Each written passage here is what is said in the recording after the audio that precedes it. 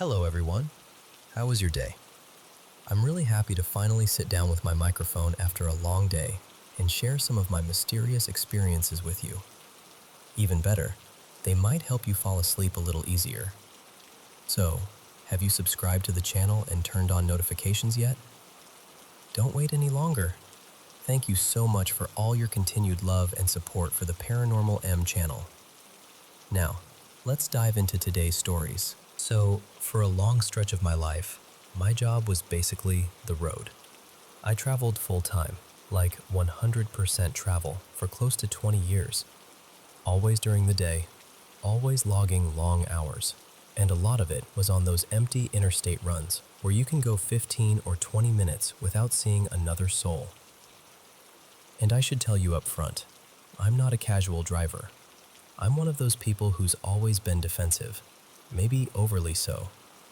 I'm in my late 50s now, and I've been driving this way for as long as I can remember. My mirrors are set correctly, the way safety instructors recommend, so they show what's actually beside me, not the side of my own car. I'm constantly scanning. Rear view, side mirror, repeat. Every few seconds. It's almost automatic, like breathing. I always know where everyone is. That's part of why this still messes with my head. Because if this happened once, okay. Twice? Sure. 5 times? Maybe I'm tired. Maybe my brain filled in a gap. Maybe I got spooked by the emptiness of the road. But I'm telling you, it happened dozens and dozens of times. Over 100, easily. Enough that I stopped trying to talk myself out of it. Here's what would happen. I'd be driving one of those long, lonely stretches, sometimes 10 or 20 miles with no exits, no on-ramps, nothing. I'd be totally alone out there, just me and the road, and I'd know it. Because I'm checking my mirrors constantly, and I'm not seeing headlights, I'm not seeing movement, I'm not seeing anyone gaining on me from behind. Nothing. And then, suddenly there's a vehicle right there. Not fully beside me, but almost in my blind spot. Close enough that my stomach would drop, because my brain would go, "Where did you come from?" And I don't mean a car that zoomed up at 110 miles an hour and hit the brakes to pace me. I'm usually on cruise, steady speed, always a little over the limit, like 8 or 9 over. Enough to keep moving, not enough to get pulled over. If someone is coming up behind me, I'll see them long before they reach me. That's not arrogance. It's just physics plus obsessive mirror checking. But these cars? They didn't arrive like normal cars arrive. They were just there. The first few times, I remember thinking, okay, maybe I missed it. Maybe I blinked at the wrong moment. But it kept happening in the same way. No approach in the rear view, no gradual appearance, no sense of motion from behind. Just one moment there's empty lane, the next moment there's a car pacing me like it's been there the whole time. And the weirdest part is how they'd behave once they showed up. They'd just hold steady. Same lane, same pace. If I sped up a little, they didn't surge to match me like a normal driver might. They didn't fall behind. They'd just remain, like they were locked into a track. Sometimes I'd nudge ahead a few car lengths just so I could watch them better, and they'd still stay in that same relative position, like they were glued to a specific spot on the road rather than actually driving. And then, eventually, after 2 miles, or 10, or sometimes even longer, it would happen. I'd glance forward, like you do, because you can't stare sideways forever. Then I'd look back, and the car would be gone. Not pulling away, not changing lanes, not taking an exit, because there weren't exits. No on-ramps, no off-ramps, no other traffic swooping in to block my view. It would vanish the way people describe a ghost vanishing, like the world just corrected itself in the moment you weren't looking. 1 second, car. Next second, empty air. Sometimes I'd catch a hint of someone inside, Usually just one person, more like a shape than a face. But the glass was always wrong. That's the best way I can say it. Not tinted exactly, not opaque, but like there was this dull gray haze inside the cabin. Like the interior light didn't behave normally. With a regular driver, even at highway speed, you can pick up details. Hat, beard, a bright shirt, sunglasses, whatever.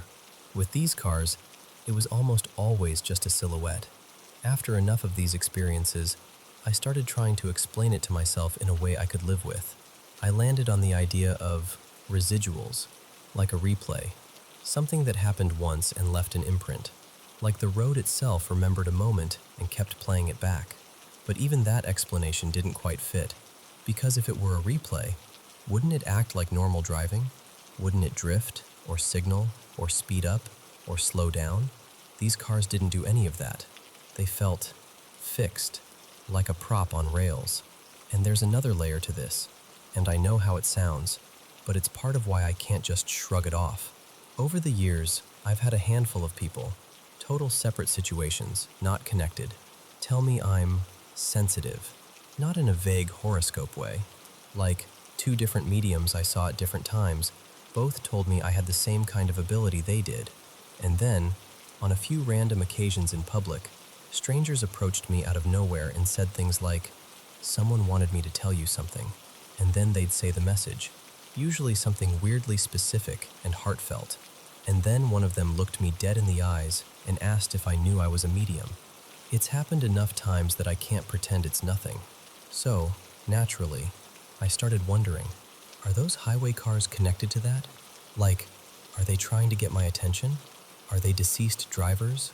Or something that's not fully here, drifting into my awareness because I'm, I don't know, tuned differently? But then I'd circle right back to the same problem. If they're trying to get my attention, why do they behave like mannequins? Why don't they react? Why don't they do anything that feels like communication? And here's the part that makes me laugh at myself a little, because it took me forever to even think of it. I never tried to test them. Like, I never deliberately got in front of one and slowed way down to see if it would pass, or brake, or do literally anything.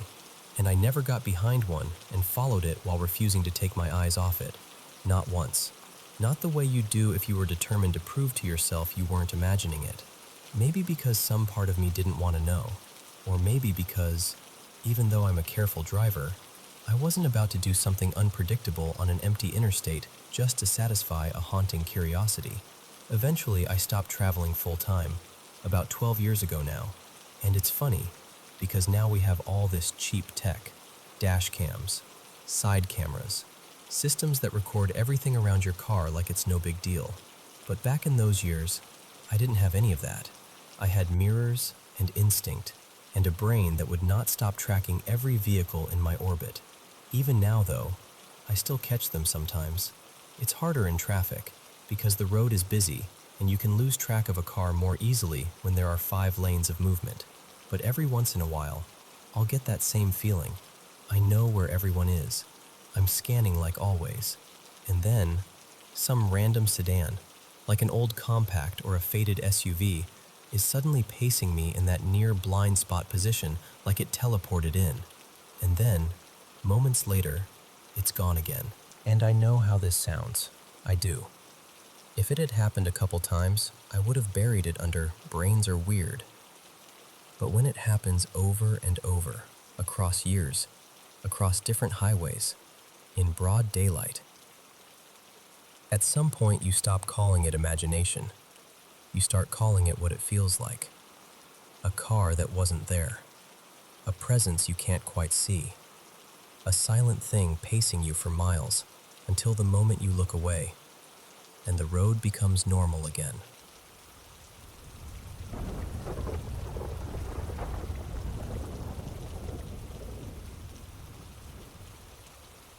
So, my brother Evan died a little over 3 years ago. It was sudden and brutal. He was driving home, and a drunk driver crossed the line and hit him head on. For a long time, it felt like my whole life got split into before and after. The first year was honestly just survival. Then, slowly, painfully, I started to function again. I wouldn't say it ever stops hurting, but it stops swallowing you whole every second. Anyway, about 5 months ago, I went out with a couple friends to this arcade place, one of those loud, bright, chaotic spots where you can eat greasy food and play games until your hands cramp. We were trying to keep it light, normal, like real life. My friend Miles got locked in on this Pac-Man machine like it was a personal mission. He kept talking about getting to some ridiculous level, and I was cheering him on, half laughing, half zoned out the way you do when you're in a crowd, but your brain is elsewhere.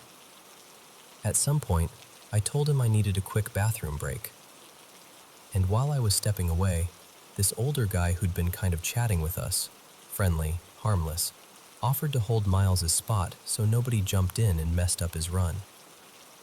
Miles was thrilled. I remember thinking, okay, cool, people can be decent.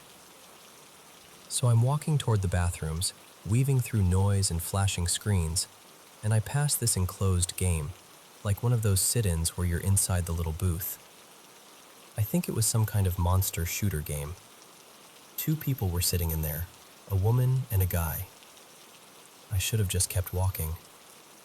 That's the thing, I always just keep walking. But I heard a voice, just a laugh, like a single sound, and something in my body reacted before my mind could catch up. My stomach dropped so hard it felt physical. I slowed down and looked back. And I told myself not to be stupid. Don't do this to yourself.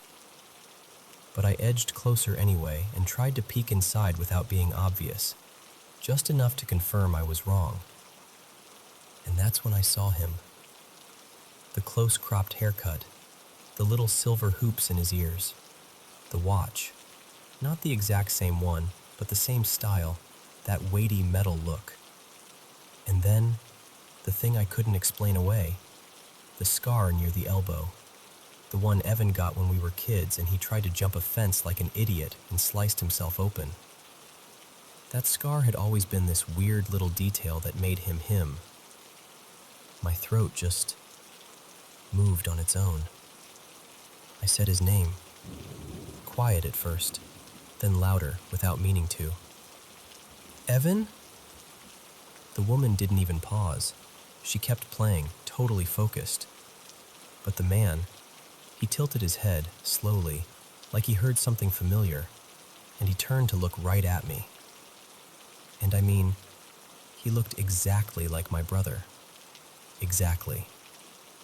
Not kind of resembles him, not same vibe, not maybe if you squint. I mean the same face, the same shape to his mouth, even that slightly tired set to his eyes. But there was no warmth in him, no recognition, no expression at all. He just stared at me like I was a stranger who'd said something weird. And I don't know why. I still don't know why. But my body hit panic, and I just left. Like I turned around and walked fast, almost running, back to where my friends were. Miles looked up like, "What happened?" And I told him, "We need to go. Like, now." We ordered a ride, but it wasn't going to be there for a few minutes, so we were going to wait inside near the entrance. And my friend Tessa, trying to be helpful, said maybe I should go splash water on my face, use the bathroom again, breathe for a second. She said she'd stand outside the door so I didn't feel alone. So I did. I went into the bathroom, and I remember gripping the sink and turning on the water too hard. My hands were shaking, and I kept telling myself, "You're fine. You're fine. You just got triggered. It's grief. It's your brain doing its thing." I'm washing my hands, staring at my own face in the mirror like I'm trying to force myself back into reality. And then someone else walked in. I heard the door. Footsteps. The sound of another faucet turning on right beside me. I looked up. And there he was again. Evan's face. Evan's profile. Evan's exact everything. For a second, I actually stopped moving, like my whole body forgot what it was doing. My hands were still under the water, but I wasn't washing them anymore. I was just frozen. He kept washing his hands like nothing was happening, and then he glanced at me. Just a quick look at first, then another, longer one. Not friendly, not confused, just this calm, flat attention. Like he was aware of me, but not with me. Everything about him lined up. The scar, the watch, the way he stood, a little forward in the shoulders, even the way his hairline met his forehead. It was like someone had taken my brother and copied him. Time got weird. It felt like forever. I swear it felt like I was stuck in that bathroom for an hour, but it was probably 2 minutes. He turned the water off. He dried his hands, and he walked out without saying a word. I stood there so long after he left that the automatic sink shut off on its own. When I finally walked out, Tessa and Miles were both like, "You okay?" And they did mention that a guy had come out a moment before me. They weren't really paying attention to his face, but Miles said, "I did notice his watch though, like a shiny silver one." Which made me feel worse, honestly, because it meant I didn't completely invent it. At least not the watch. Ever since that night, I've run the same questions through my head so many times it's exhausting. I know people hallucinate when they're grieving. I know our brains can fill in blanks. I know doppelgangers exist. I know coincidences happen. But why did he turn when I said my brother's name? Why did he look right at me like he heard it?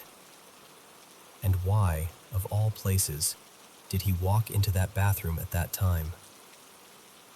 I tried to tell my mom, but she wouldn't even let me finish.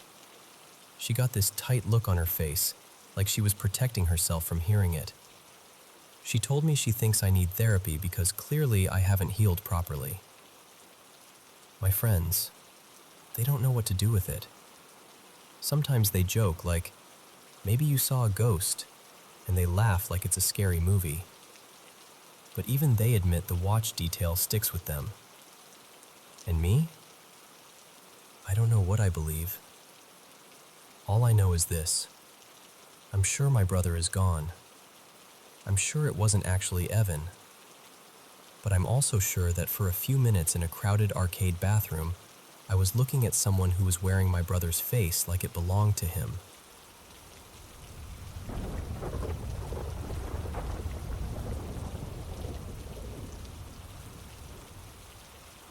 So, 2 days ago, my husband, Eli, and I went to Hollywood Forever Cemetery.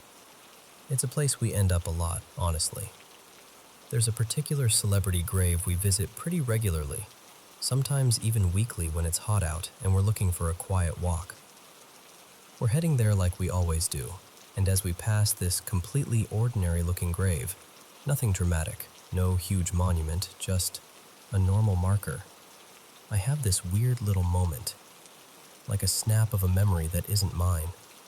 I remember seeing a young guy standing near it, and in that memory, he looks straight at me and says, clear as anything, "Hey, we were born the same year."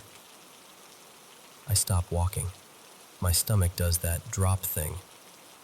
I turn to Eli and I start to say, "This is going to sound awful, but..." And then I cut myself off, because part of me is hoping I'm wrong. Part of me is hoping my brain is just doing some spooky pattern nonsense. So I walk back to the grave to check, like I'm proving something to myself. There are little succulents planted around the base of the marker, and I gently move them aside, almost like I'm stalling, like if I take long enough, maybe the numbers won't be what I think they are. And there it is. 1978. Not my year exactly, but close enough to hit the same nerve. Close enough that my whole body goes cold anyway. Eli comes over, and I can't even speak. I just point. He looks at it, then looks at me, and I can tell he's trying to translate what he thinks just happened. He says something like, "Maybe you heard same generation, or you thought of your own year and your brain filled in the rest." But that's the thing. I didn't think it. It arrived fully formed, like a line delivered. I try to act normal after that, like, okay, weird coincidence, moving on. Because what else do you do? How do you not make a big deal out of something that makes your spine feel like it's vibrating? But on the way out, I can't help it. I stop by the grave again. I tell myself it's just curiosity, just checking.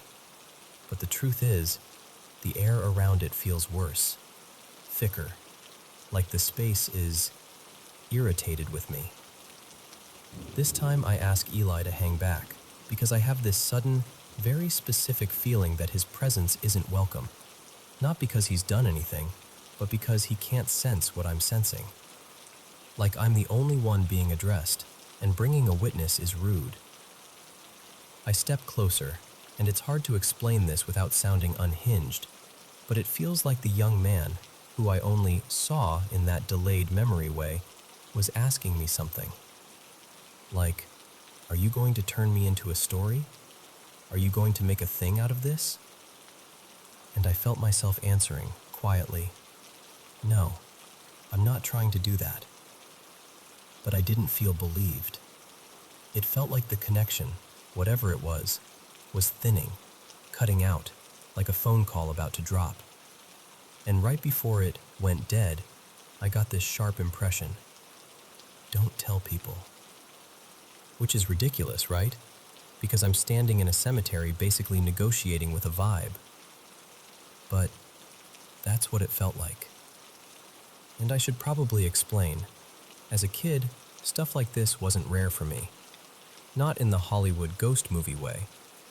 I didn't see full-bodied apparitions walking around. It was more like I'd have an experience, and then seconds later it would show up inside my head as a memory. Like my brain was recording something my eyes didn't fully catch. Then, when I was about 9, at summer camp, I had this counselor, older kid, probably high school, who made me a target. Not because I was disruptive, but because I wasn't interested in sports. I'd sit off to the side and do silly little tarot readings for other campers instead of caring about drills. One afternoon, before softball practice, that counselor told a couple of boys to teach me a lesson before he even walked over. And they did. Not like movie fighting, like real, humiliating, chaotic kid violence. It got stopped quickly, thank God. Someone saw. I got hauled to the nurse, then to the camp office. My parents came storming in furious, threatening legal action, the whole thing. The camp folded fast. The counselor was fired. They offered my camp fees covered for future summers. Hush money vibes, honestly. But the part that stuck with me wasn't the paperwork. It was the ride home. Because my parents, after all that, still somehow turned it into my fault. Like if I hadn't been weird, none of it would have happened. And that night, I took my tarot cards, my stupid little comfort object, and I threw them away. Not in a trash can. I shoved them down this old incinerator chute, like I was trying to erase the entire part of myself that wanted to believe in anything unseen. And it worked, sort of. I grew up and became a hard skeptic. The kind of adult who rolls their eyes first, explains later. I buried everything. I forgot what it felt like to have that kind of sensitivity, or at least I convinced myself I did. But now, 2 days after the cemetery, I can't shake it. I told one friend, my friend Jonah, because I needed to say it out loud to someone who wouldn't freak out. His reaction was basically, "Huh, that's creepy," and then we moved on. Nothing dramatic. Then later today, I'm sitting with Eli watching a movie. I'm fully engaged, relaxed, not even thinking about the cemetery anymore, and I see something. It's hard to describe. It's not like a glare or a reflection. It's this symmetrical shape of light, almost crystalline. like a solid object made entirely of brightness. Clean edges, too precise to be random. It hangs there in my vision for a moment like it belongs. I immediately ask Eli, "Do you see that?" He says no. And the second he says no, it disappears, like it hurt him. And then my glasses fog up. Not like normal fogging where you breathe wrong and they haze over. They filled from the bottom up, like a tide. I take them off, rubbing the lenses, and I ask him to turn on the light in the room. He fumbles for it for a second, and my vision is still blurry because without my glasses, everything's soft around the edges. Then he finally flips the light on, and suddenly everything is perfectly clear. Not better, not adjusted, clear, like my eyes snapped into focus without the lenses. I just sat there holding my glasses in my hands, feeling that same heavy, sour energy I felt standing by the grave. And that's the part that scares me the most. Because the cemetery thing could be coincidence, a stray thought, a creepy alignment of dates and imagination and grief in the air. But that light, whatever that was, it felt connected, like the same thread tugging again. And I don't like what it feels like when it tugs.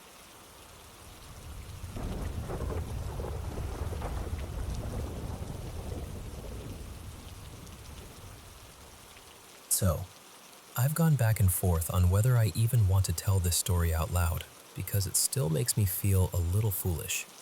Not because it didn't happen, because it did, but because there's no neat way to explain it. Back in summer of 2022, my partner, Evan, and I agreed to stay at our friend Marisol's place while she and her husband were out of town. It was one of those easy favor situations. Water the plants, keep an eye on the house, enjoy having a little space. And from the moment we pulled into the driveway, something felt off. I didn't see a ghost or hear voices or anything dramatic like that. It was more like my body knew something my brain hadn't caught up with. Within the first hour, I started telling Evan, "I feel weird." That was the only word I had. Weird. Foggy. Like I was walking through a thin layer of static. At first, we blamed the house itself. It was an older home. This was in Central Texas, and it was brutally hot outside. And little things kept going wrong. The Wi-Fi would drop out constantly. The air conditioning struggled and then fully quit one afternoon. There were bugs in places you don't want bugs. Annoying, but plausible. But then the stranger things started stacking up, and that's when it got hard to keep shrugging it all off. The first incident was me getting locked out. I went out the back sliding door, and somehow the lock flipped when I slid it shut. I remember laughing at myself like, okay, I'm just clumsy. Fine. But the second time, I still don't know what to do with it. I ran out the front door to grab something from my car. I was gone maybe 15 seconds. When I came back, the deadbolt was turned, locked, like someone had calmly reached over and locked it behind me. Evan was in the shower. Nobody else was there. I just stood on the porch, sweaty, holding my keys, staring at the door like, how? And here's another weird detail. My period, which is usually extremely regular, just didn't show up. It was late enough that I actually bought a pregnancy test, which for me is not normal. I kept thinking, okay, stress, travel, heat, whatever. But it felt different than a normal off month. My body felt like it wasn't syncing up with itself. The freakiest part was how clearly I could track the feeling to the house. If we left to get coffee or run errands, I'd feel basically normal again. We'd pull back into the neighborhood, and I'd start getting that cloudy sensation. By the time we were inside, it was like someone had draped a heavy blanket over my thoughts. Not sadness exactly, more like my nervous system was bracing for something I couldn't see. One evening, we had Evan's friend Tasha stop by to pick something up. We were all standing near the hallway, chatting, and she suddenly paused mid-sentence and went, Did you feel that? We all did. It was this cold gust, like someone opened a freezer door inside the house. Except the air conditioning was out at the time, and outside it was well over 100 degrees. That cold wasn't nice cold. It felt wrong, sharp, sudden, and specific, like it had intention. We laughed it off, because what else do you do? But the laugh was thin. Then came the thing that still makes my stomach drop. One morning, Evan woke up and said his shoulder hurt. When he rolled over, there was a red handprint on the back of his shoulder, like someone had grabbed him. And it wasn't a vague mark. It was so clear it looked staged. The scariest detail was that there were little blister-like spots at the ends of 3 middle fingers, like pressure points. That was the point where the rational explanation started running out, and the denial started feeling like a choice. We finally decided, okay, we're leaving. Hotel. Now. As we were packing up, the lights in the hallway, right around the spot where the cold gust happened, started flickering. Not the whole house, just that area, like someone was tapping a dimmer switch. And even trying to book the hotel felt bizarrely difficult. The website wouldn't load. The confirmation wouldn't go through. Our phones kept glitching. It was one of those sequences where you keep saying, "Why is this so hard?" And then you realize you've been saying it for 20 minutes, and you're both irritated and tense, and you can't even explain why. When we finally got to the hotel, I took a shower immediately. Like the second the door shut behind us, I just wanted the day off my skin. And I'm not exaggerating when I tell you, within an hour of being there, after the shower, I felt like my head cleared, and my period started. Just started, like my body exhaled. For a long time, Evan and I didn't even call it anything. We weren't haunted house people. We didn't grow up with that belief, and we weren't looking for a spooky story to tell at parties.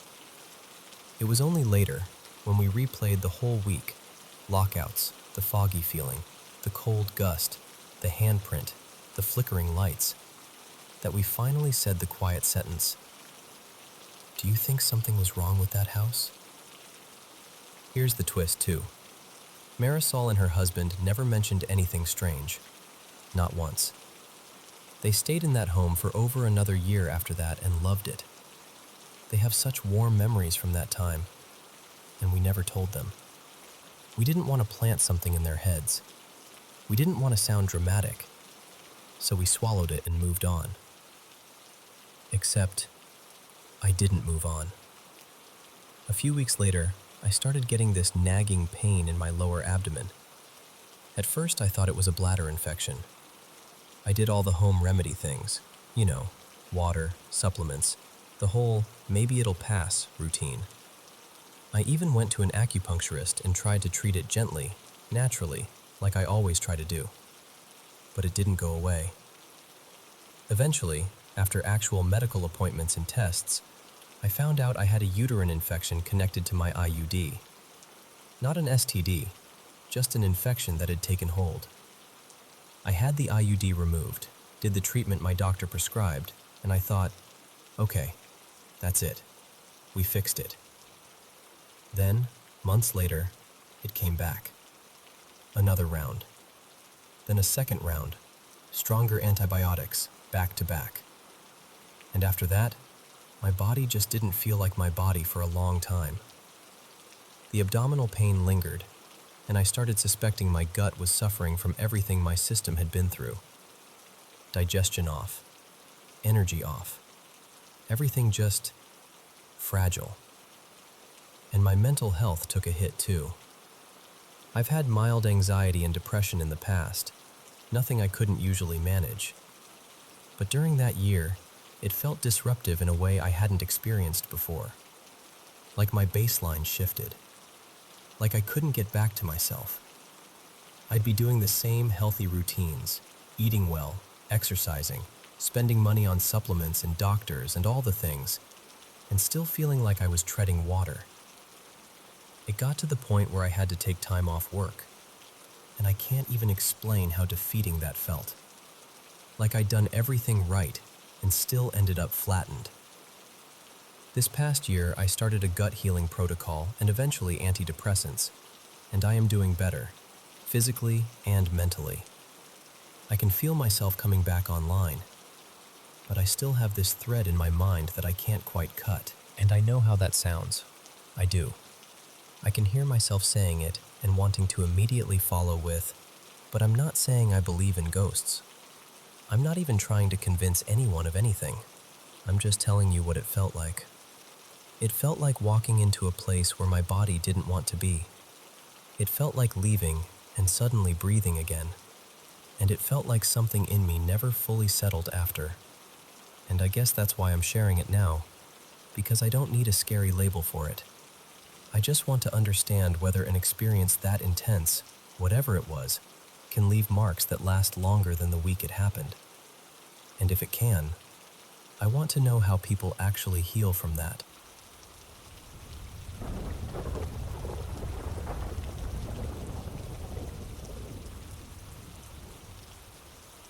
So, these are some of my very first memories. They're not in perfect order because this was over 30 years ago, and childhood memories are kind of like that, little snapshots in a shoebox. But they all happened in the same place, this older house in Austell, the one I grew up in for a while. And what's funny is, after all of this, I never had anything like it happen again. Not once. Part of me honestly wishes I had, just for the proof of it. Like, come on, universe, give me a sequel. Anyway, when I was little, I had this toy record player, bright plastic, the kind with those thick, chunky records you could practically use as coasters. I was sitting there messing with it one afternoon, and out of nowhere, sound started coming out of the speaker. Not the normal, scratchy toy sound either. It was like something real was trying to come through. I can't remember what it was saying or playing, only that it wasn't supposed to happen. It lasted maybe a few seconds, and then it stopped like nothing happened. I tried so hard to make it do it again. I pushed buttons, swapped records, smacked the side like that would help. Nothing. Just dead silence. At night, sometimes after everyone was asleep, I'd hear dishes clink together in the kitchen. Real subtle, like someone was carefully stacking plates, but nobody ever got up. I'd lie there listening, feeling that weird mix of curiosity and, I should not be hearing this. My bed was positioned so I could see straight down the hallway if I turned my head just right. And one night, I'm lying there, staring into the dark like kids do, when something peeks around the corner of the doorway. A skeleton. Not like a Halloween decoration, not like a silly cartoon, just a pale, bony face and a hand, leaning out, looking straight at me. And then it lifted its hand and gave me this little wave, like we were neighbors. And I just watched it. I didn't even scream. I was too young to fully understand what should scare me. Another night, I was asleep on my stomach, and I felt a hand drag down my back, like a slow clawing motion. Not hard enough to hurt, but firm enough to snap me awake. I remember freezing, holding my breath, and then doing that thing kids do where you convince yourself if you don't move, you'll be fine. The next morning, I asked my parents, my mom, Renee, and my dad, Mark, if either of them had come into my room. They both looked genuinely confused and said no. And honestly, the early stuff didn't terrify me. It was just strange. Like the house had its own little secrets. But the next things? Those scared me. And I'm telling you, these are as clear in my head as if they happened last week. One night, I woke up and my bed was moving. Not shaking like a passing truck, not wobbling like a kid climbing in. Moving, shifting, lifting, like it couldn't decide if it wanted to stay on the floor or float.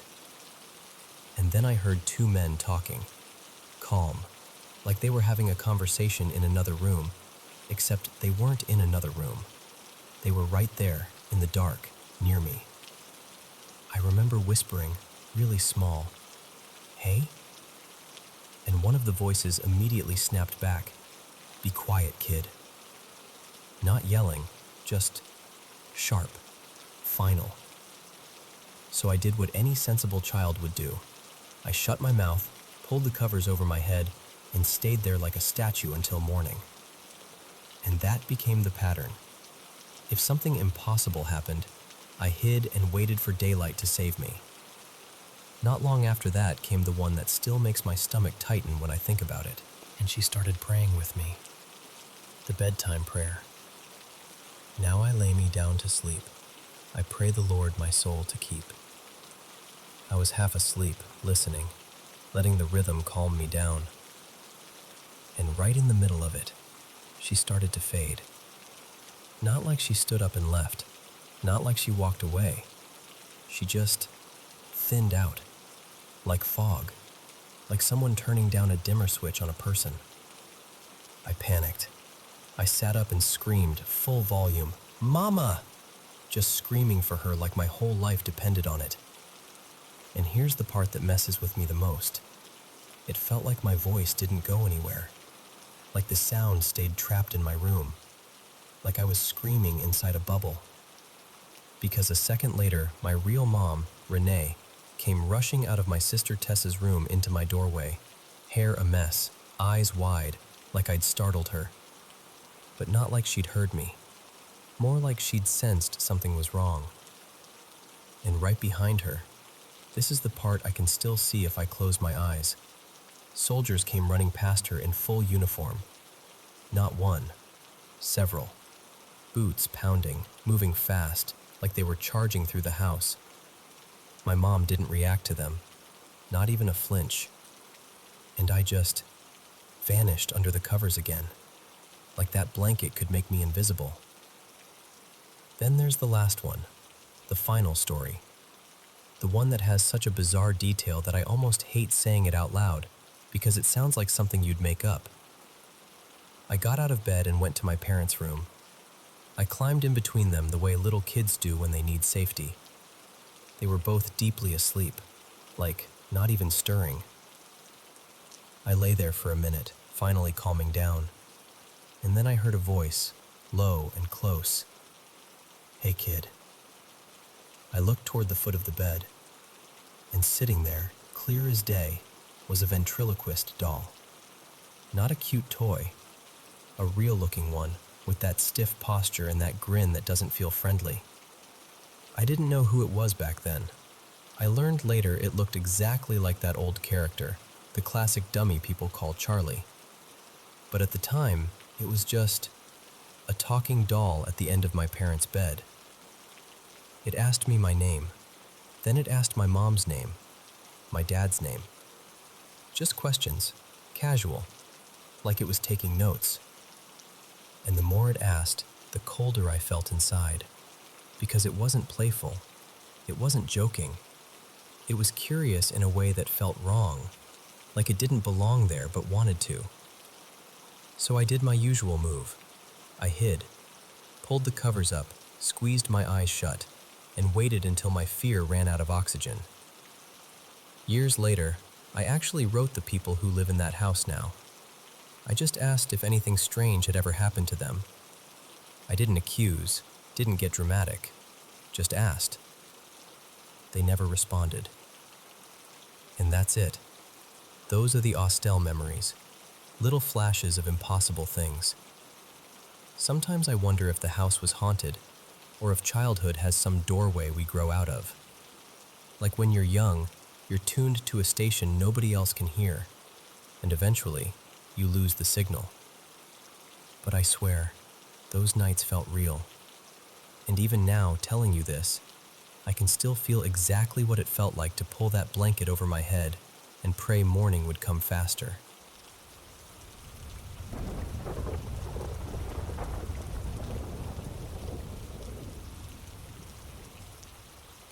So I'm going to start by saying I can't prove any of this. No video, no photo, nothing like that. And I'm still the kind of person who questions everything. but I wanted to share this anyway because it genuinely brought me some comfort. And maybe you can tell me what you think. I lost my mom a few days ago, and honestly, it's been brutal.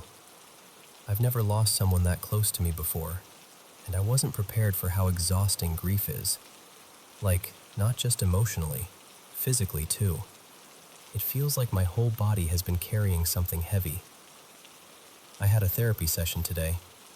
I usually do them online because it fits with work, but since I'm on bereavement leave, I did it from my living room. And I ended up walking my therapist through everything. What happened leading up to my mom passing, and then the weird, hollow aftermath where the world keeps moving even though you feel completely stopped.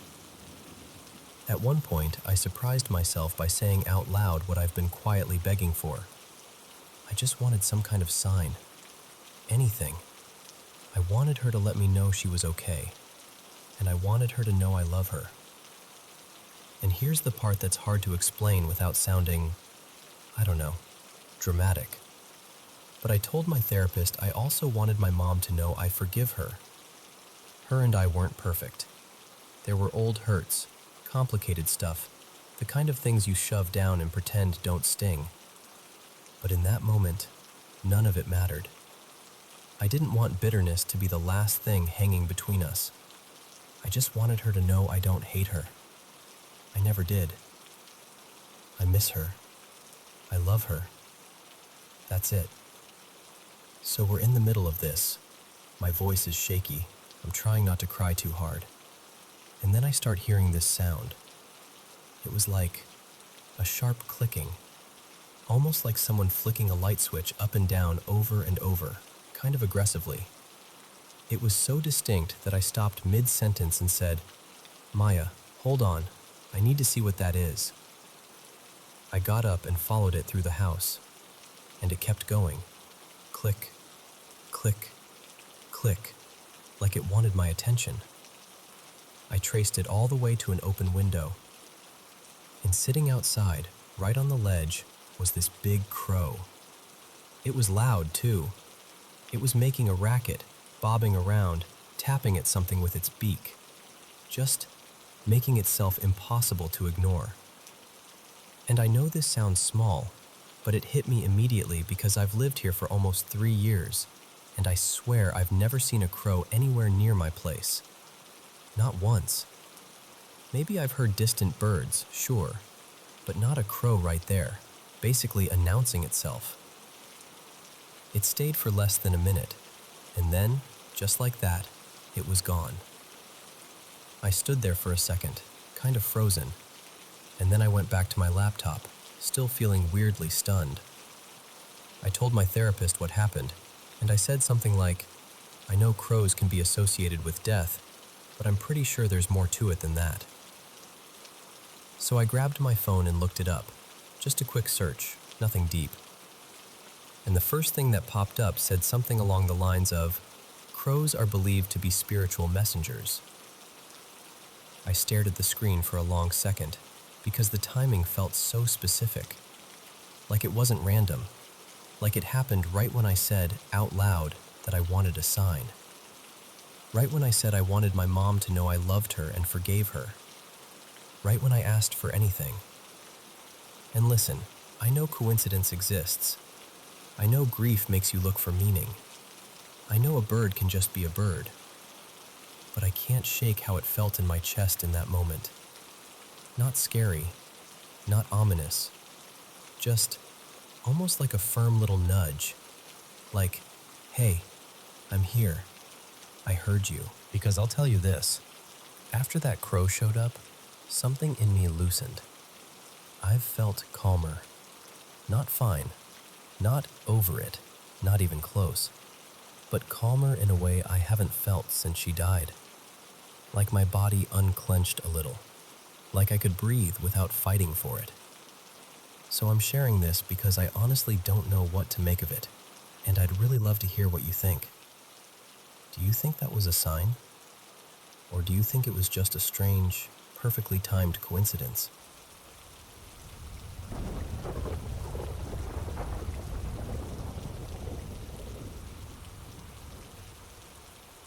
So, this happened not long ago, maybe an hour and a half back. I woke up in that way where your eyes are open, but your body still feels like it's halfway in a dream. I was unsettled and a little scared, but not panicky, just that sharp, alert kind of fear, like my system was telling me, something's off, be ready. I can't remember the dream clearly, but I'm pretty sure it was tangled up with this novel I've been reading lately. The tone of it, like the book leaked into my sleep. And here's the weird part. I think I woke up because I heard a shout, except it wasn't a real sound in the room. It felt like it came from outside the dream, but also not from the waking world. I know that's a strange thing to say. It was more like a jolt of, "Hey!" that landed in my head and snapped me awake with this instant sense that I needed to defend myself from something. My bedside lamp was on. I'd apparently fallen asleep with it that way, and a couple other lights down the hall were on too. Not the main hallway light, but enough to spill a soft glow toward my doorway. And then I saw it. Right in the doorway, hovering maybe chest height, like 4 feet off the floor, there was this red thing. Not a person, not a shadow, not a shape I could name. It was about as long as my hand, maybe 8 or 9 inches, and it looked like a short line of round beads, 5 or 6 little spheres, all connected in a rough row, like beads on a string. They weren't spinning or flying around. They were vibrating, just trembling in place. I got out of bed, and I remember grabbing my quilt like it was a shield. That's the best way I can describe it. I didn't dramatically decide to do that. My body just did it. My emotional state didn't really change as I moved closer. I didn't feel this wave of evil or anything like that. No sense of a presence trying to communicate. I also didn't feel calm. It was more like my fear stayed steady. And then there was the extra fear that comes from adrenaline, because I was now standing up and moving towards something I didn't understand. As I got closer, I felt this thrumming sensation, like when a hummingbird or a big insect hovers close to your ear, and you feel that vibration more than you actually hear it. I don't think it was a sound exactly, just a physical feeling pulse in the air. The color was a maroonish red, somewhere between a cherry and a dark crayon red. Not bright like neon, not dark like dried blood. It gave off this faint impression of glowing, but it wasn't lighting anything around it. The room didn't get brighter. It was just slightly self-lit looking, like it had its own quiet intensity. I edged forward into the hall, and by then it had drifted, slowly, casually, like it wasn't in any hurry, into the space around a folded step stool that was leaning there. Still hovering, still vibrating. So I did the most practical thing I could think of. I threw the quilt over the step stool like I was trapping a cat or covering a box, and then I backed up a couple steps and just stared at it, heart thumping, trying to decide what to do next. A minute or two passed where nothing happened. And then, this is the part that made my stomach drop, because it felt so mechanical. The quilt bulged near the bottom, close to the floor. Not the whole blanket shifting or sliding. More like something pressed outward from underneath, about 6 inches off the ground, and then released. The fabric pushed out and fell back in exactly the way it would if something small had slipped out from under it. And there were 2 details that made it harder for me to brush off. First, the dog. His name's Boone, and he's the kind of dog who thinks his entire job is to announce reality to the whole neighborhood. He barks at squirrels, wind, delivery trucks, his own reflection, anything. He's also the type who usually plants himself between me and anything unfamiliar, especially in that part of the house. But during all of this, he wasn't there. Not guarding, not investigating, not even curious. A few minutes later, he was back in his usual spot like nothing had happened, calm as could be. Even now, he's lying near my door, relaxed, not acting spooked at all. Second, my mom. She's in the room next door right now, staying with us. She's been fighting cancer for years, and we're close to the end of that road. Not like tonight or tomorrow, but close enough that everything has that quiet heaviness in it, like the air itself is aware. So when something strange happens in the house, especially at night, it's hard not to wonder if it means anything, or if my brain is just scanning for meaning because of the emotional pressure of this time. And honestly, if it weren't for that quilt movement at the end, after I'd been awake for a couple minutes, after I'd walked around, I'd probably shrug and say it was one of those half-dream things that sometimes bleed into waking, like sleep paralysis without the paralysis. I've had moments where I swear I'm seeing something, and it turns out to be a tiny LED on a smoke detector or a reflection off a glass surface. Just my brain finishing a dream sentence while my eyes are already open. But that bulge, the something exiting feeling, that's what stuck. So that's where I'm at. Not trying to turn it into a horror story, not claiming I know what it was, just wanting to know whether this kind of thing matches anything other people report, and whether there's anything I should be mindful of if it happens again.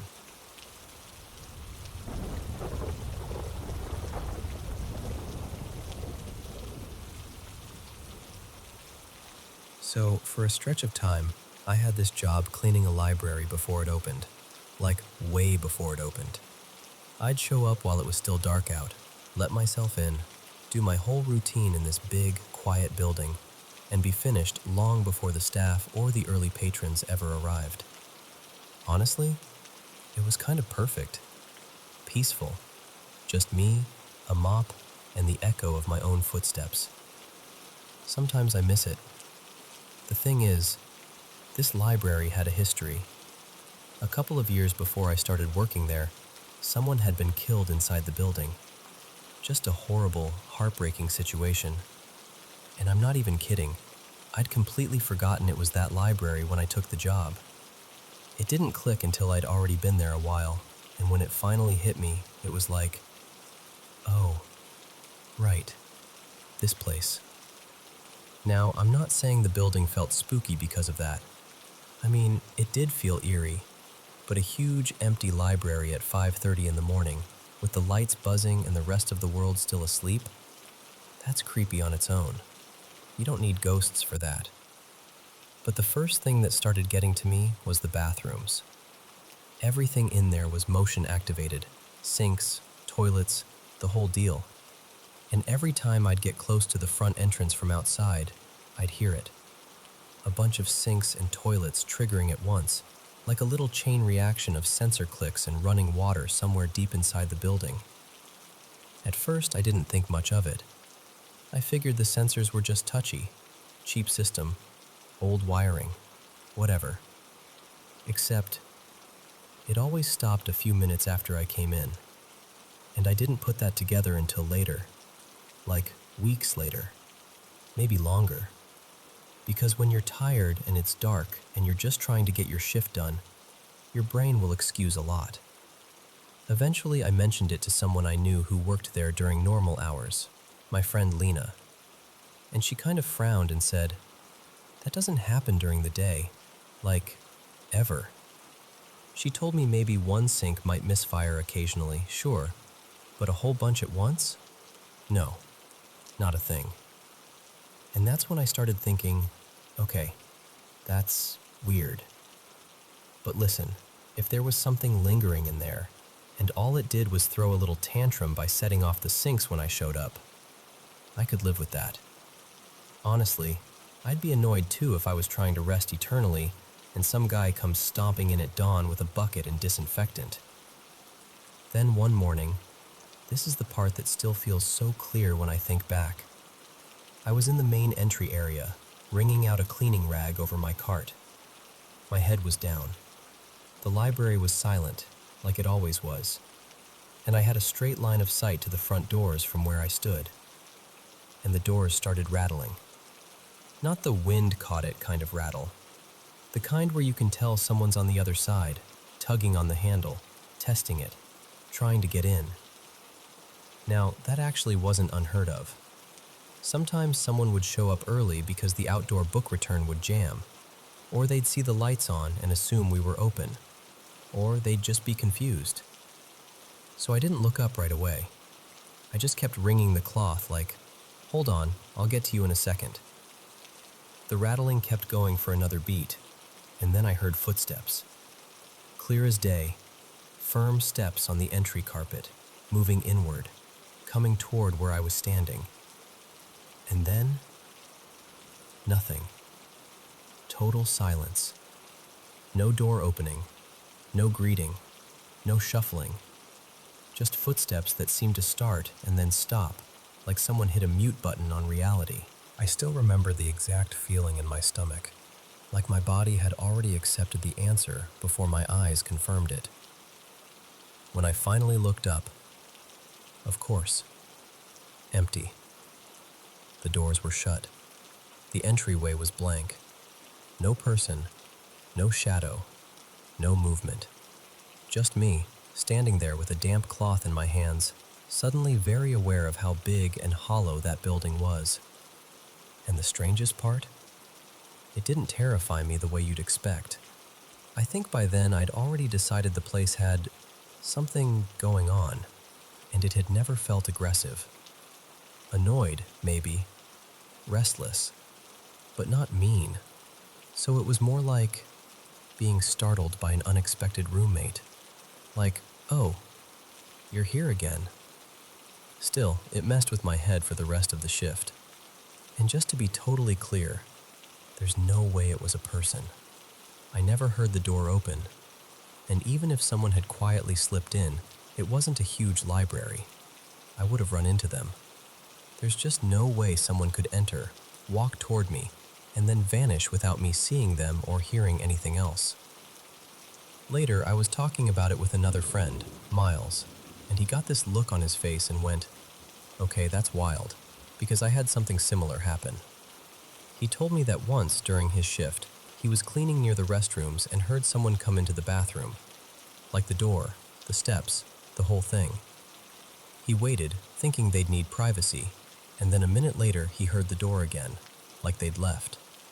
So he went over, expecting to see someone heading down the hall. Nothing. Empty hallway. Empty bathroom. No one anywhere.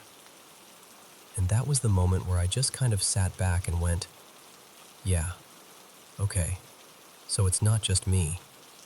So, yeah." For a while, I cleaned a library before sunrise, in a building that had tragedy in its past, and the place would wake up in strange little ways when I arrived. And I'm not saying I know what it was. I'm just saying, it definitely felt like I wasn't always alone in there.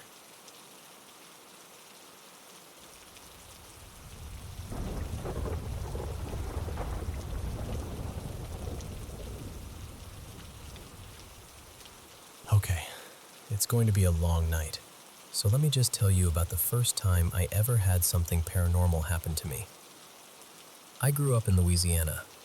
Swamps, old cemeteries, porch stories, the whole vibe. Everybody there has folklore they swear is real.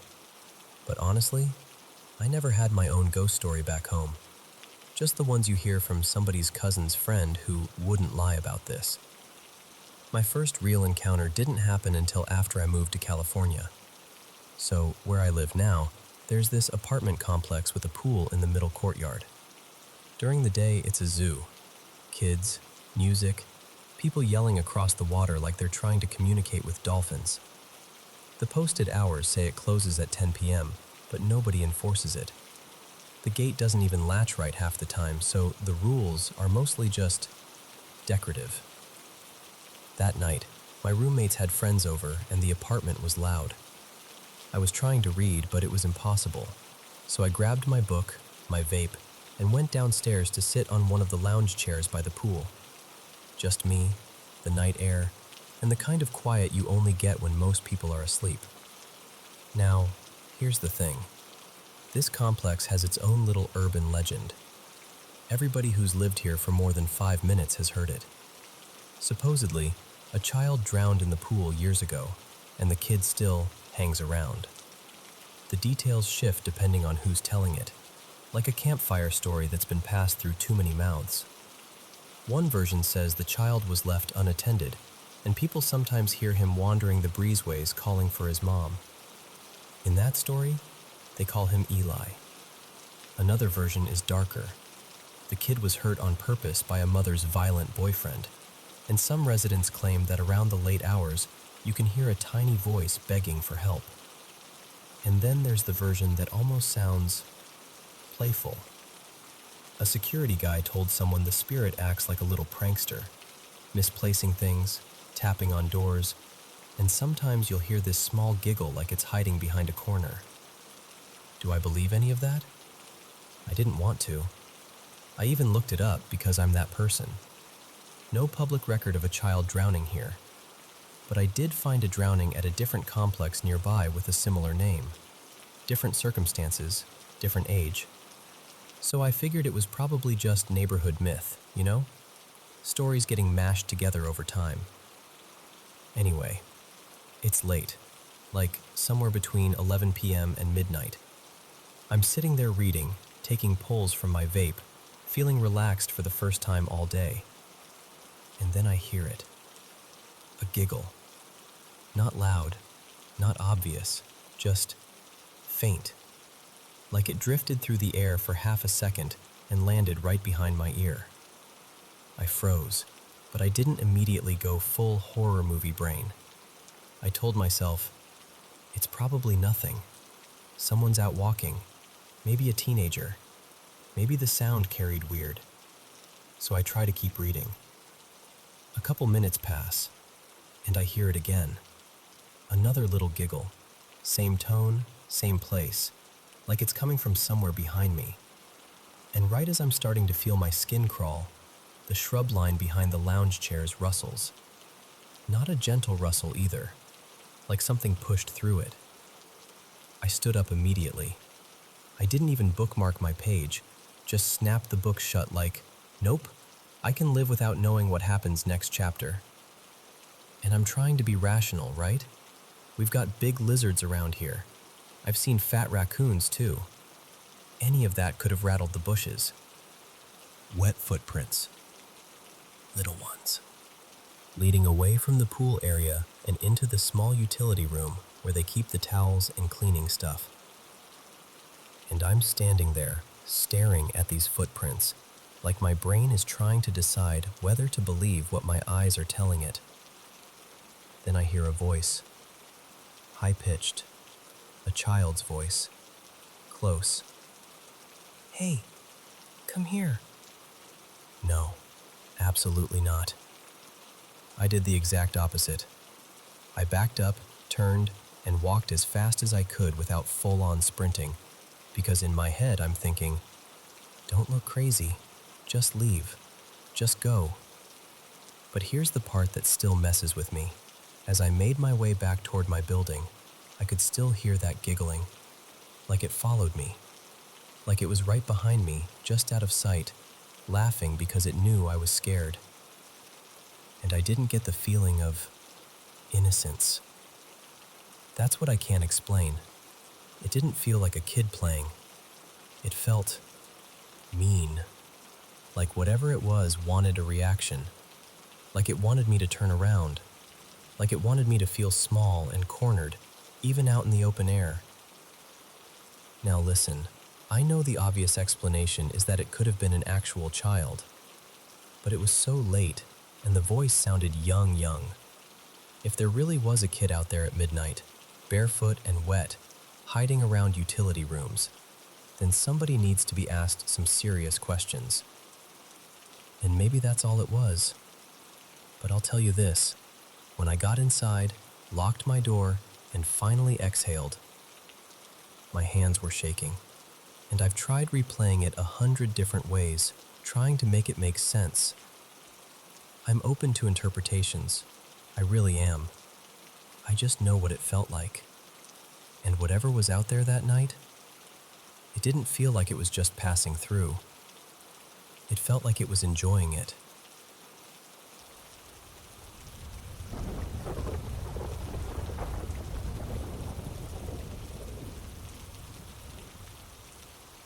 Hey, I'm going to try telling this again, just softer this time. I really do need advice, not judgment, especially about apps or anything that could help me document what happened.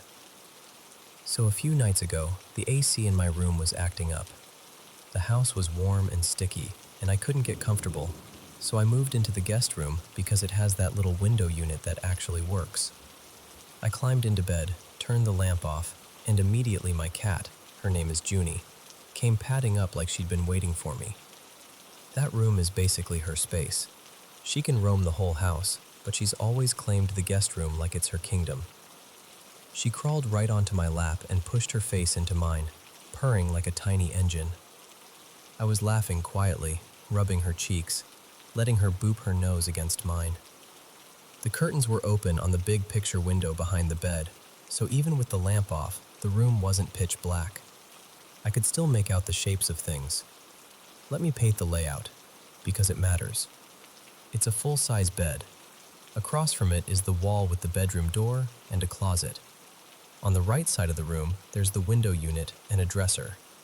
On the left side, right beside the side of the bed where I was lying, there's the bathroom door, an old cedar chest with a couple books stacked on top, and a small second closet. Junie was purring in my face, and I was giggling, and then something near the cedar chest caught my eye. I turned my head, kind of lazily at first, and I saw what looked like a person standing there, only about 3 feet away from the bed. Their back was to me. They had long, thick hair, like heavy hair, the kind that holds its shape. It looked uneven, like it had choppy layers. The hair went down to about their waist, and the height, maybe 5'6"? Not super tall, but not small either. And then the part that keeps looping in my brain. From the hips down, the legs just faded, like the lower half wasn't fully there. Here's the weird thing. I wasn't terrified. I know how that sounds, but it's true. I felt calm. Confused, but calm. Like my brain was trying to solve a puzzle instead of panic. I just stared. I honestly stared for a long time. Maybe 30 seconds, maybe longer, waiting for it to click. Waiting to realize, oh, it's a coat, or it's a shadow, or it's the curtain doing something weird. Because that's what logic does, right? It tries to save you. But it didn't shift. It didn't dissolve into anything normal. It stayed exactly the same. A person-shaped figure, back turned, hair to the waist, fading at the legs. So I reached over to my nightstand where my phone was, thinking, fine, I'll just turn on the screen light. I'll see what this actually is and laugh at myself. I tapped the screen on, and instantly the glow ruined my night vision. The bright rectangle basically turned into a little spotlight in my face, and suddenly, I couldn't see past it the way I could before. And that's when my heart started to go. I fumbled for the lamp switch beside the bed. My fingers felt clumsy, like they belonged to someone else. I clicked it on. Light flooded the room, and there was nothing there. No hanging clothes, no object tall enough to make that shape, no weird lamp shadow angle, no curtain doing anything dramatic. The space by the cedar chest was just empty floor and furniture. Normal, ordinary, nothing. And that's when I finally got scared. Not when I saw it, when I didn't. Because if it had been an illusion, there should have been something, anything, to explain why my eyes made that exact image. But there wasn't. The next day, I told my cousin. She's also my roommate. It's her house. When I described it, her face just drained, like someone pulled the plug. And she said really quietly, "You know, my sister's boy used to sleep in that room." I swear I felt cold crawl up my back. because I had forgotten for a second. He's been gone for a few years now. His death was tragic. He was so young, and the details, God, the details, lined up in a way I didn't want them to. The height, the hair, even Junie. She used to be his cat. She adored him. I haven't slept in that room again. It's hot as anything in the house, and I'll still choose discomfort over going back in there right now. My cousin told me something else that made my stomach twist. She said that night she heard me making noises, like I was talking, and at one point I sounded like I was yelling in my sleep. I don't remember that part, but I believe her. And now I'm stuck in this awful in-between place. I love him. I miss him. And I feel guilty that the thought of that room makes me uneasy, like I'm rejecting him somehow. But I also can't ignore how it felt, how real it looked, how the room offered me zero explanation when the light came on. So I keep thinking, maybe I should try sleeping in there again. Not to provoke anything, not to hunt anything, just to understand what happened. And if something happens again, I want to document it. That's the part I actually need help with. How do you record in the dark without blinding yourself? Are there apps that can record continuously without eating up storage instantly? Is there a way to have a phone start recording only if it detects motion, so I don't have to lie there awake and anxious waiting for something to happen? I don't even know what I'm hoping to prove. I just know I don't want this to stay as a blurry memory in my head that I can't sort out. And I really don't want people being cruel about it again. I just need tips, real ones, so I can either rule it out or understand it without feeling like I'm losing my mind.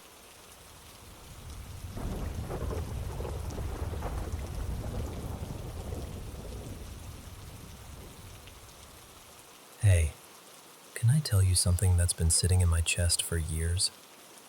I don't even know where to start, except that I've had this feeling, this heavy, watchful feeling, that something has been trailing me. Not just me either, like it found my family and never fully let go. It really began when I was about 8.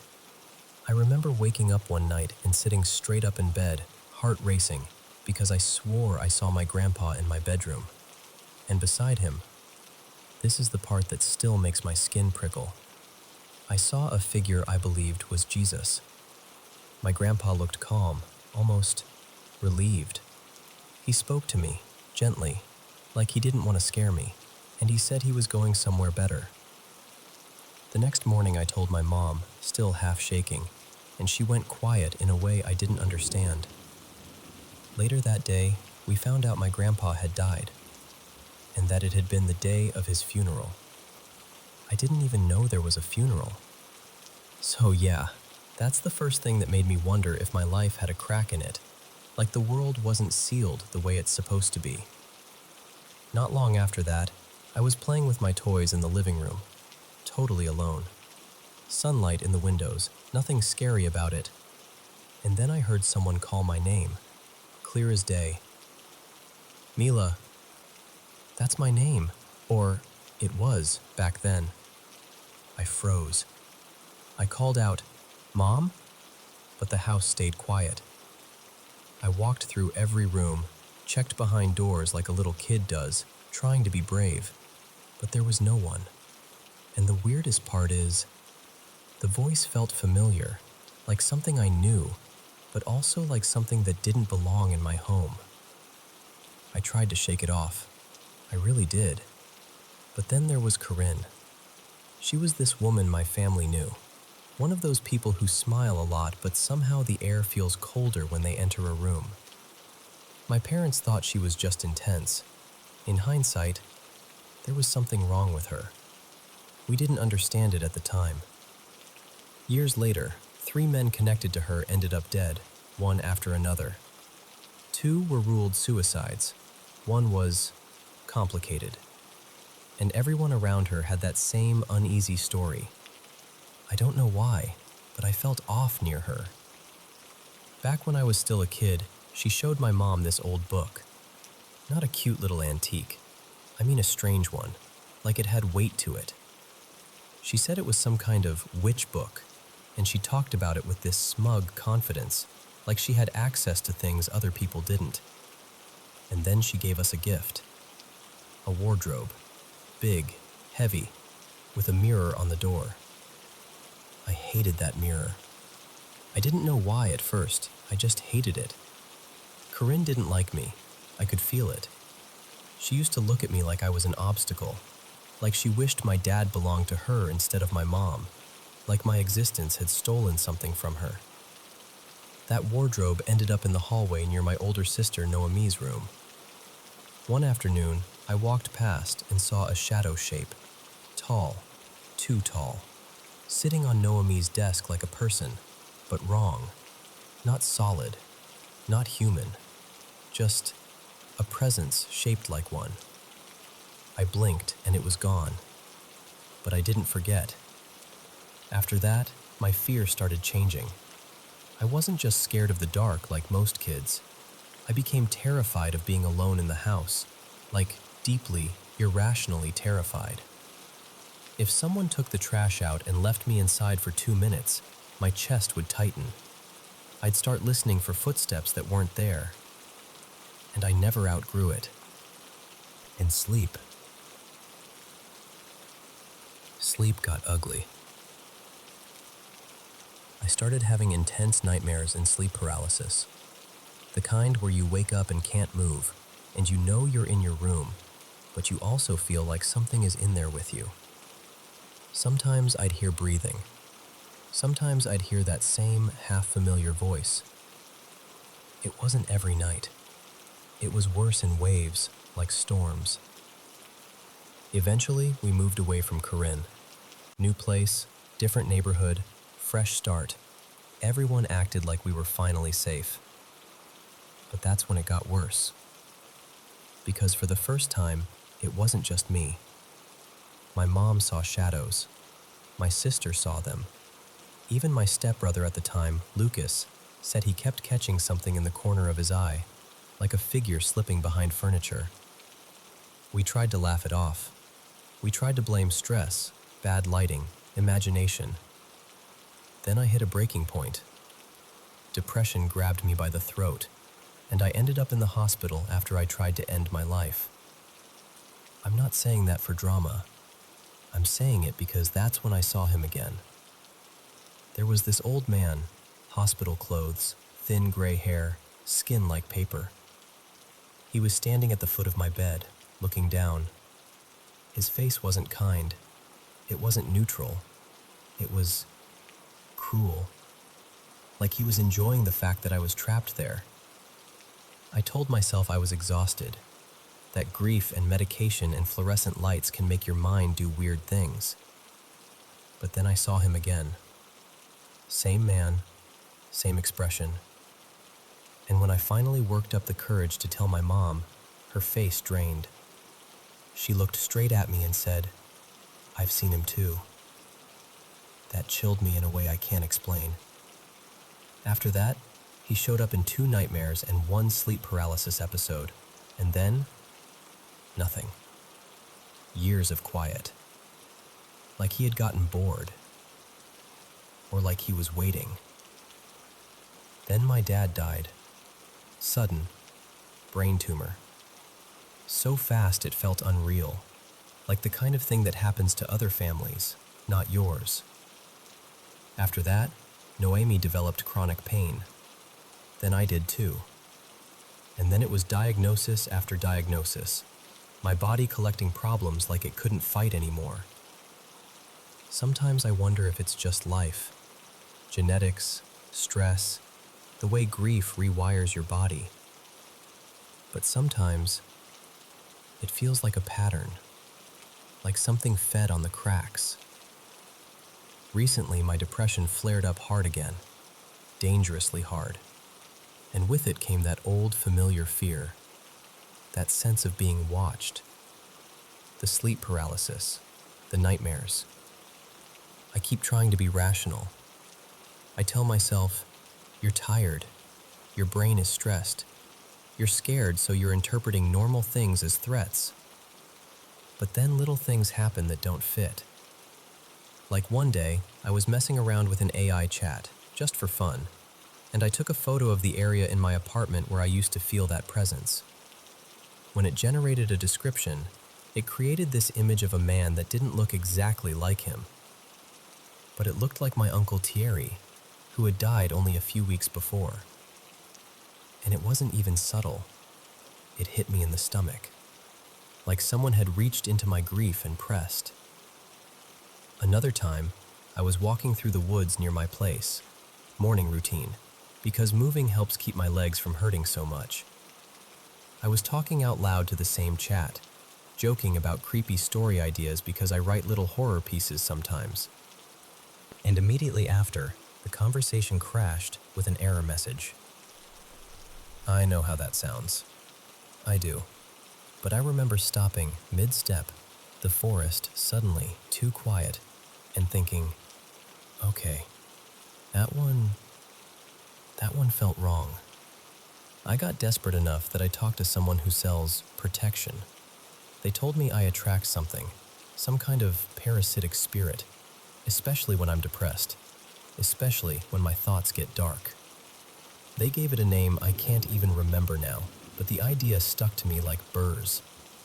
And honestly, part of me hated hearing it, and part of me felt this sick relief, like, finally, someone is taking me seriously. I tried burning white sage once, but someone else told me it could make it worse, that it draws more attention, that I might be ringing a bell instead of closing a door. And then there are my cats. Cats don't fake it, you know? Sometimes at night, they'll stare into a corner like someone's standing there. One of them, Knox, will puff up and growl at nothing. And recently, during a sleep paralysis episode, I couldn't move, couldn't speak, and I heard Knox growl again, right beside my bed, as if he sensed something I couldn't fight. There's one more thing I don't talk about much. I went through a long stretch where my sleep paralysis wasn't just scary, it was violating. I'd wake up trapped, terrified, feeling like something was trying to hurt me in a way I can barely say out loud. It wasn't a normal nightmare. It left me shaken all day. It made me afraid to sleep alone for a long time. And in the background of all of this, there were always whispers. Stories people told in the building, the neighborhood. Rumors about strange rituals years ago. Someone insisting there had been a sect or work done there, like the place itself was marked. I don't know what I believe. I really don't. I just know that my fear doesn't feel imaginary. It feels personal, like something learned my name when I was a child and never stopped listening for it. And right now, with my depression rising again, it's like the old door in my mind has started to creak open. So, that's it. That's what I've been carrying. And I guess the scariest part isn't even the shadows. It's not knowing whether I'm haunted or just exhausted in a world that keeps finding new ways to hurt people. But either way, it feels like I'm still not alone.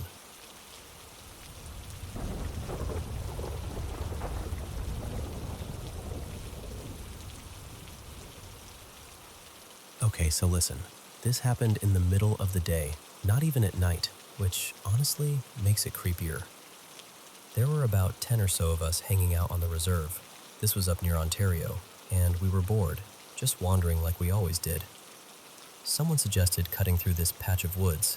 Nothing serious, just a walk. But then we found it. It looked like someone had set up a little camp back there. Messy, half hidden, like it wasn't meant to be noticed. And the second we saw it, the vibe changed. We naturally split up into smaller groups, kind of fanning out without even planning it, just to get a better look, like we were surrounding it. And that's when we noticed the trees.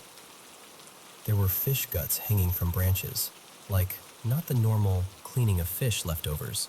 I mean everything, the parts you don't use, strung up like decorations. At first we're whispering, like, what is this? And who even does this? And then we see him. This guy is balled up right in the middle of the camp, just rocking back and forth, humming to himself. Real steady, real calm, like he's in his own little world. One of my buddies, Ethan, does this nervous laugh, like he's trying to break the tension, and the guy stops. Not gradually, not like he noticed something. He stops dead. He lifts his head slowly, then turns his eyes to the side, toward the half of us Ethan wasn't standing on. And then, inch by inch, he turns his face toward Ethan like he's tracking him without even needing to move his body. And then, in this almost sing-songy voice, like a little girl's voice, he goes, "I see you." I swear to you, the guys on that side didn't even think. They just ran, full sprint back toward the house we'd come from. But the rest of us, me and a few others, we were stuck on the other side. Like, we couldn't just run straight without cutting closer to him, and nobody wanted to be the first to move. So we just watched him. He didn't blink, didn't shift, didn't do anything. And we start backing up, like actually backing up low, trying not to be seen, almost like army crawling because it felt safer than standing. We're moving so slow, we're barely breathing. And then his head turns toward us, smooth as anything, and he says it again in that same voice. "I can see you." That's when we bolted. We took off, crashing through brush, not caring how loud we were anymore. And behind us we could hear running, like heavy footsteps, close, way too close. We hit the edge of the woods where it opens into a field, and we kept running because nobody wanted to be the one who stopped first. My lungs were on fire, and when we finally looked back, he was standing at the tree line, not chasing anymore, just watching, like he wasn't allowed to leave the forest, or like he didn't need to. We got back inside, and everyone's talking over each other, trying to piece it together. And that's when it got even weirder, because the first group, the ones who ran right after Ethan laughed, were like, he chased us. We heard him right behind us. And we were like, no, we watched him. He didn't move until he turned to look at us. So how are both things true? And on top of that, you know those stories people tell on the res? Like not leaving your blinds open at night because something will try to get you to come outside or try to get you to let it in. Yeah. And then, this part isn't even from that day, but it's connected. My buddy Mason's girlfriend told us she fell asleep on the phone with him one night and heard 3 separate rounds of knocking. Like a pattern. She got annoyed and, the third time, she mumbled something like, "Stop, you're being annoying," thinking it was him messing around. But she woke him up and he was confused as hell. Said he didn't hear any knocking at all. So, I don't know. I'm not saying it was a ghost. I'm not saying it was anything specific. I'm just telling you it didn't feel normal. And we're not trying to hype it up or make it some big thing. We're honestly just curious. Like, what was that? And should we actually be worried? Or is this just one of those things you're better off not poking at?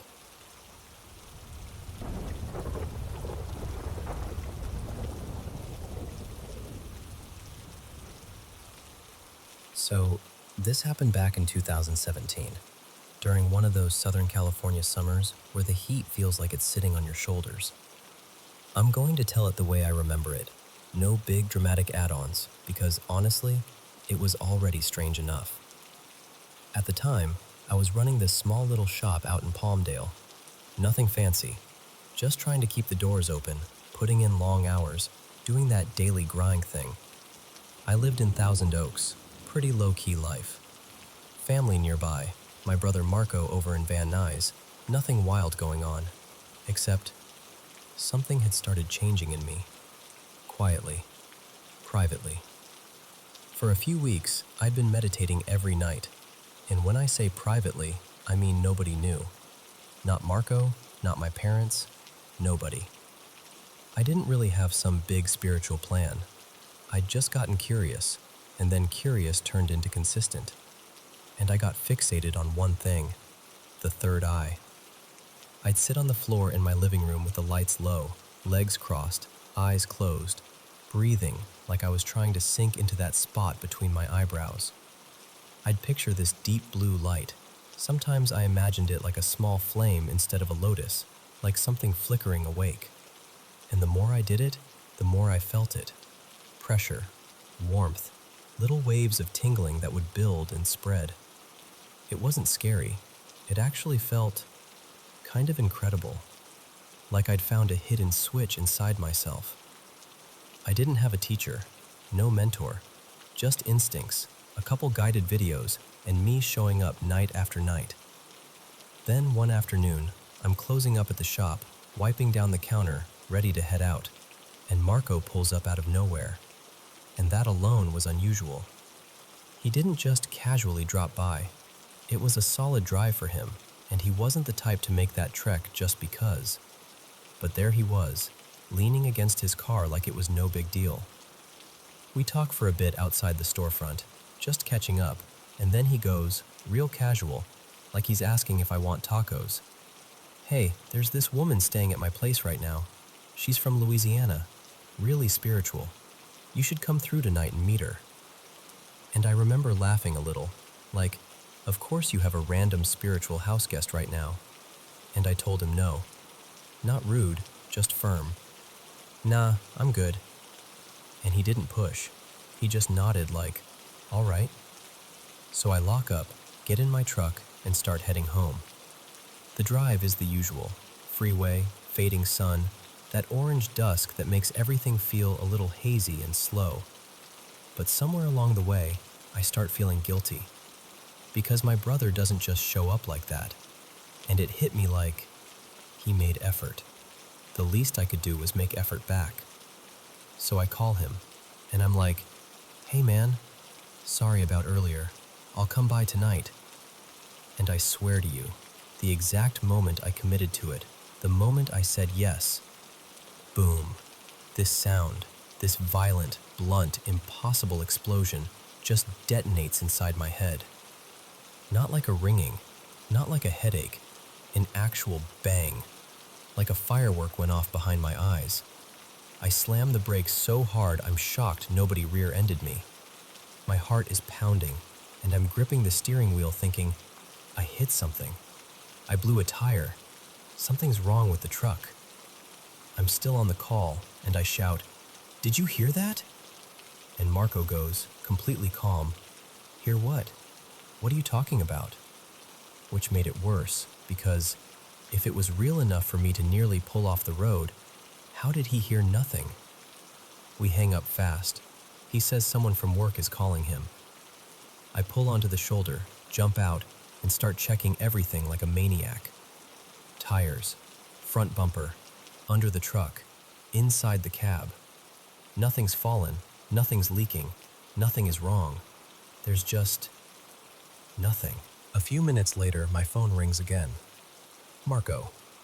He goes, that call I got? One of my employees just got into a small accident on the 101 near Thousand Oaks.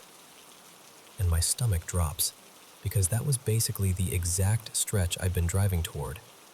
The same corridor, the same direction, the same energy. Like the bang in my head echoed out into the real world somewhere nearby. I end up swinging over with him to check on it. Nothing major, just a bumped bumper. Everyone rattled, but okay. Still, the timing had me feeling like reality was playing some kind of joke. After that, we go straight to his place. It's late, around 10-ish, and his house guest is asleep, but she wakes up when we come in. She's older than I expected, softer voice, calm in a way that made me feel like she already knew something I didn't. We're in the living room, and she looks at me for a long second. Not in a dramatic way, more like she's listening to something I can't hear. Then she steps close and lifts her hands above my head, not touching me, just hovering, like she's feeling for heat.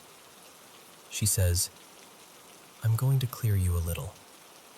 And I'm sitting there thinking, okay, what does that even mean? But I let her do it because, honestly, after that freeway moment, I didn't feel like arguing with mystery. Her hands move slowly from above my scalp down toward my forehead, like she's guiding something downward. And I feel this strange sensation, like gentle tugging, like invisible threads loosening. Not painful, just unsettling. Like something's being pulled out of me that I didn't know was there.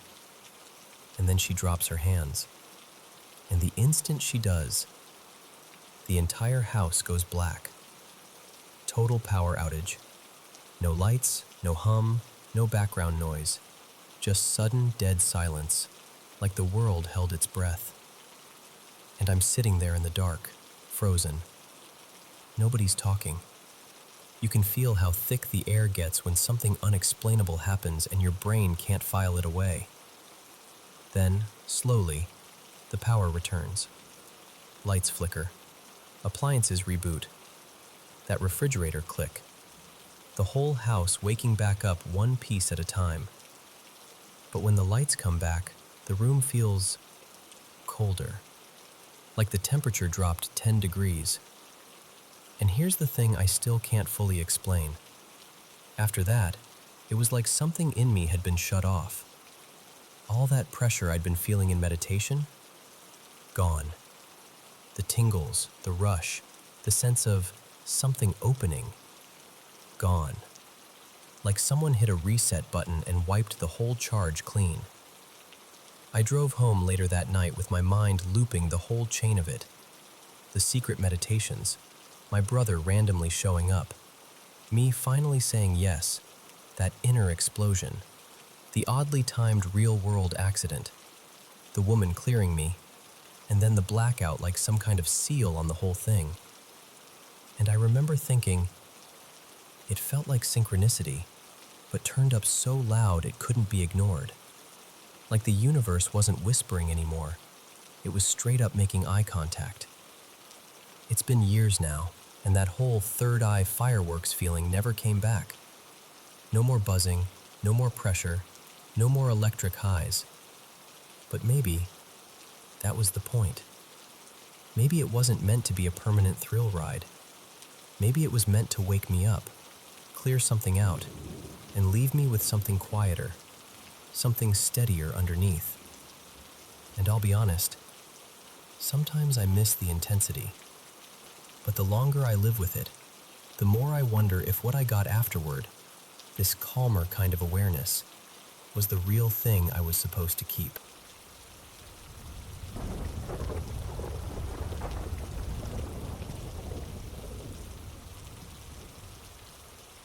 Okay, so before I tell you this, you need a little context about my brother, Caleb. He's one of those people who can be charming for 5 minutes and then immediately make you regret trusting him. He's not like a full-time criminal or anything, but he's definitely the type where you're always bracing yourself for the next bad decision. Back then, Caleb was living with his girlfriend Tessa and her family. I was still at my parents' place. Anyway, Caleb and Tessa had this huge blow-up fight. One of those fights where everyone in the house can hear it even if nobody wants to. And they ended up getting kicked out. So, naturally, Caleb came crawling back home. And I'm going to be honest with you. I hated it. Not even in a dramatic way. I'd just gotten used to the peace, the quiet, the feeling that I didn't have to watch my stuff or lock my door or deal with that constant tension he brings into a room. But there he was, stomping around like he owned the place, acting like he was the victim in the whole situation. He only stayed with us for about 10 days before he and Tessa patched things up, and he went right back over there. But during that short time, something happened, and he didn't tell us right away. He waited until later, at this family get-together, when it was just my parents, my sister Mara, Caleb, and me sitting around after dinner, half listening to him rehash the fight like it was a courtroom testimony. Mara was asking questions. My mom was making those little worried noises she makes. My dad had that "say one more word and I'm leaving the room" stare. And Caleb's going on and on until he gets to this one night. He said it was late, like really late. He'd gotten home from work after everyone was asleep. He didn't want to wake anybody up, so instead of going to the bedroom, he just crashed on this old daybed in the TV room. Not even with proper sheets, just a throw blanket and one flat pillow that always smells faintly like detergent and dust. He said he lay there, staring at the ceiling for a bit, and then he drifted off. And here's where his voice changed when he told it. Like he was trying to joke, but he couldn't quite make it sound funny. He said he woke up, but not fully, like he was stuck halfway between sleeping and being awake. He could see the dark room, the outlines of furniture, the glow from the digital clock across the hall. He could hear the house settling, but his body wouldn't move. Not a finger, not his head, nothing. And then he said he felt something shift near him. Not footsteps, more like a presence, like the air got heavier. He told us it was like a shadow peeled itself away from the corner of the room. Not a person exactly, just wrong. And it moved toward him, quiet as smoke. And then, this is the part that made my skin crawl even though I kept my face neutral. He said it climbed onto him. He said he felt pressure on his chest first, like someone had sat down right on his ribs. Then he felt hands, cold, heavy hands, wrap around his throat. He tried to yell. He tried to swing. He tried to do anything. But he couldn't. His whole body was locked, and the harder he fought, the worse it got. He said he could feel himself starting to suffocate, that panicked animal feeling where your brain starts screaming at you that you're running out of air. And right when he thought, this is it, I'm actually going to die on this stupid daybed, he said the room changed. Not like the lights turned on, more like the darkness thinned. He said he felt this warmth, like when you walk into a room that's been sitting in sunlight all day. And then there was this gentleness, a presence that wasn't heavy, wasn't threatening, just calm, familiar. He swore he felt her the way you feel someone standing behind you, even with your eyes closed. And he said, as soon as that warmth came in, the thing on him recoiled, like it got yanked back, or like it suddenly couldn't hold on anymore. The pressure lifted, the hands vanished, and Caleb said he finally sucked in this huge breath like he'd been underwater. Then, just like that, his body unlocked. He could move. He sat up, shaking, looking around the room like he expected to see something lingering in the corner. But there was nothing. Just the TV room, the daybed, the quiet house. And he said he didn't sleep after that. He stayed up until morning with all the lights on, pretending he was fine. When he told us, he tried to act tough about it. Like, yeah, it was weird, whatever.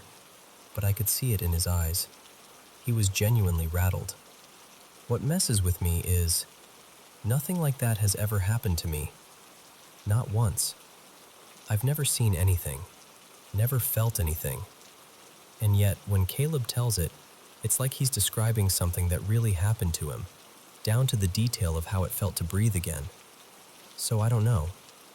Was it something paranormal? Was it just his brain? Sleep paralysis, stress, guilt, all of it crashing into one nightmare that felt real? And I guess what I'm asking you is, if someone you knew told you that story, and you could hear in their voice that they weren't making it up, what would you think it was?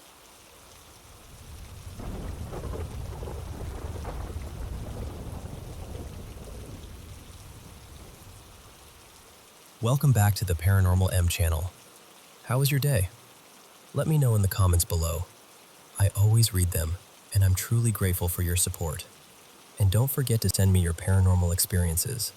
To stay up to date with my latest videos, make sure to subscribe and turn on notifications. Now, Let's dive into today's paranormal stories. Okay. So this started way back when I was a kid, maybe around 6th standard. I didn't understand it then, not really.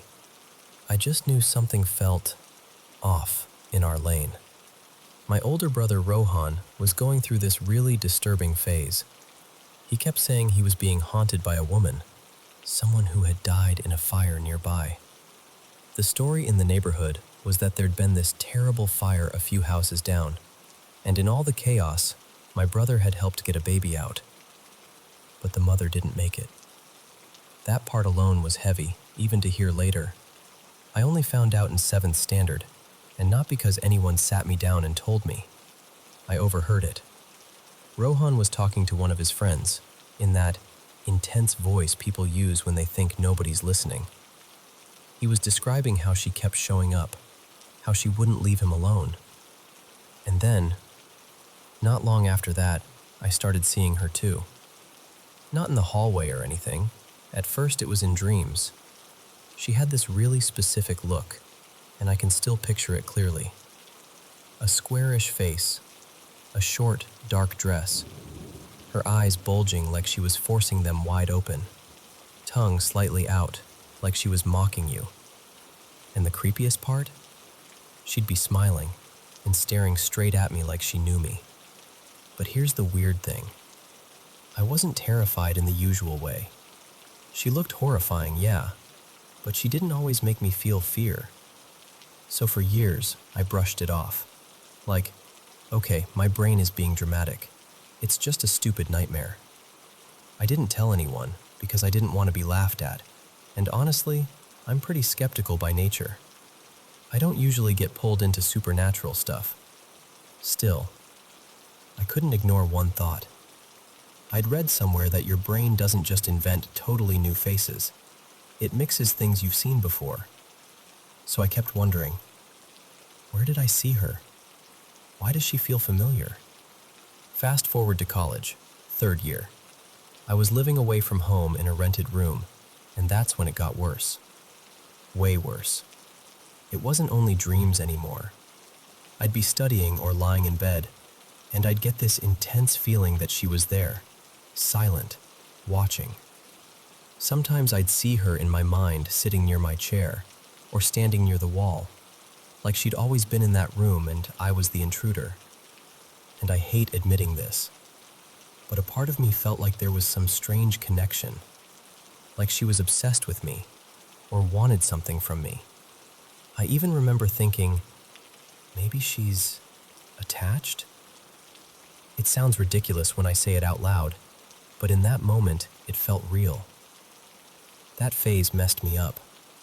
I started fearing little things, turning off the lights, walking to the washroom at night, even closing my eyes while washing my face. My dreams got ugly. Repeating dreams too, like the exact same nightmare playing again, as if it was being replayed on purpose. I was terrified in a way I can't properly explain. It wasn't just fear. It was like my body didn't trust reality anymore. Eventually, I did this ritual, something small my aunt had suggested. Not even sure I believed in it, but I was desperate. And strangely, things settled down after that. Not completely, but enough that I could breathe again. Then life moved on. I shifted cities for work and study. New place, new routine. For nearly 2 years, nothing happened. I was actually fine. I watched horror movies, stayed up late, walked around at night, stayed alone in my PG room. Nothing. No nightmares, no presence, no creepy feeling behind my shoulder. And I started believing it was over. But about 2 months ago, she came back. I stayed pretty chilled until October 24th. That night, during the festive week, when the whole building was quiet and everyone was asleep, I woke up in the middle of the night feeling something heavy on me, like a presence sitting on my body, pressing me down. I couldn't move properly, and it felt so real that I can still remember the exact sensation, like someone wearing a single thin cloth, because I felt that fabric impression against my inner thighs. That detail is burned into my head, and I hate that it is. When it finally stopped, I was shaking, and after that night, I couldn't sleep alone in my room anymore.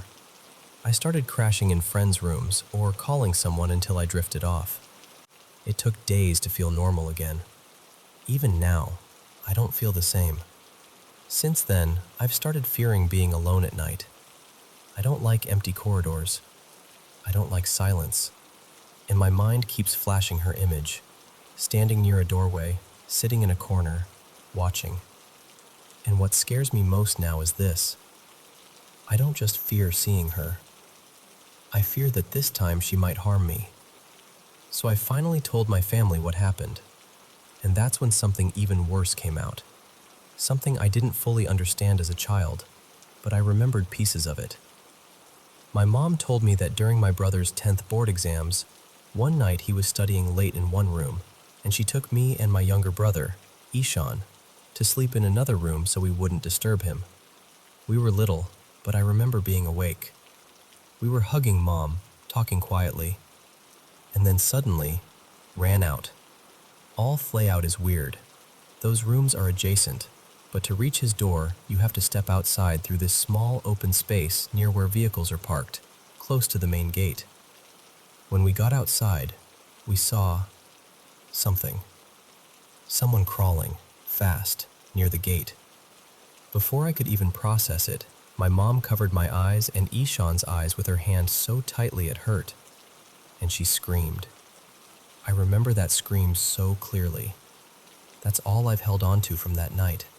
Her hand over my eyes, the panic in her voice, and that frantic movement near the gate. Now here's the part that makes my stomach drop.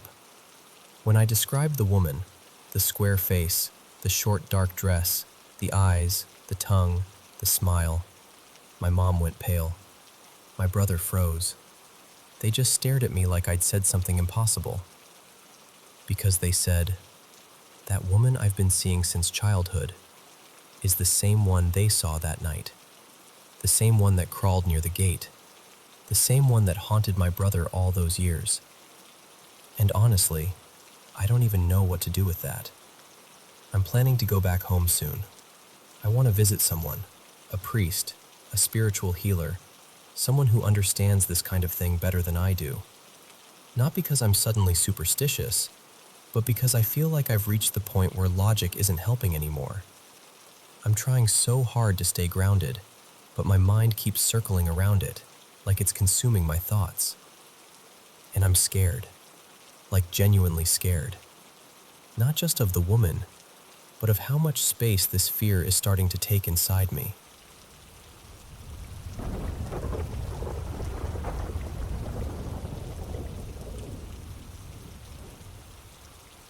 So, I've been meaning to tell you this, because it still gives me that weird, cold sort of, what was that feeling when I think about it.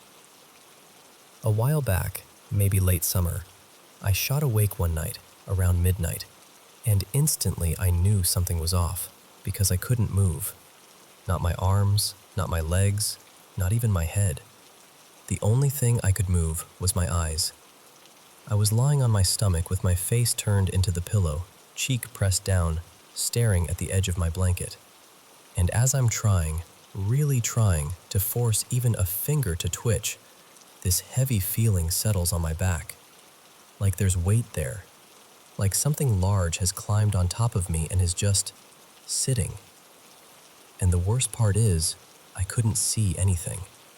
My head was turned and my face was down, so there was no way to look up. But in my mind, as clear as if someone had whispered it in my ear, I just knew it was a man. Big, bald, just there, leaning over me like he was watching. He didn't speak. He didn't shift around. No breathing in my ear, no footsteps, nothing dramatic. Just this crushing stillness, me frozen, and that presence on my back like an anchor. I don't even know how long it lasted. It could have been 30 seconds or 5 minutes. Time gets weird when you're trapped like that.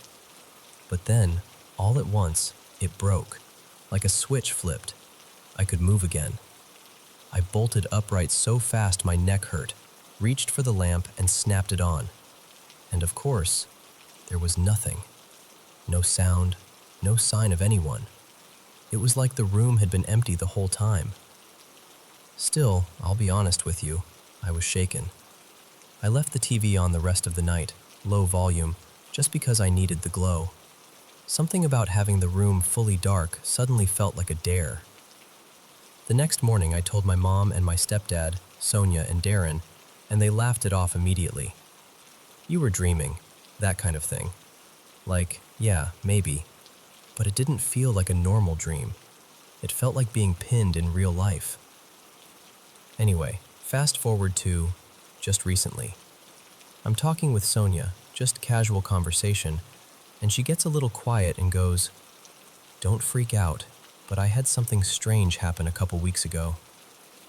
She told me she didn't want to bring it up around my little sisters because she didn't want to scare them, which already tells you how much it got under her skin.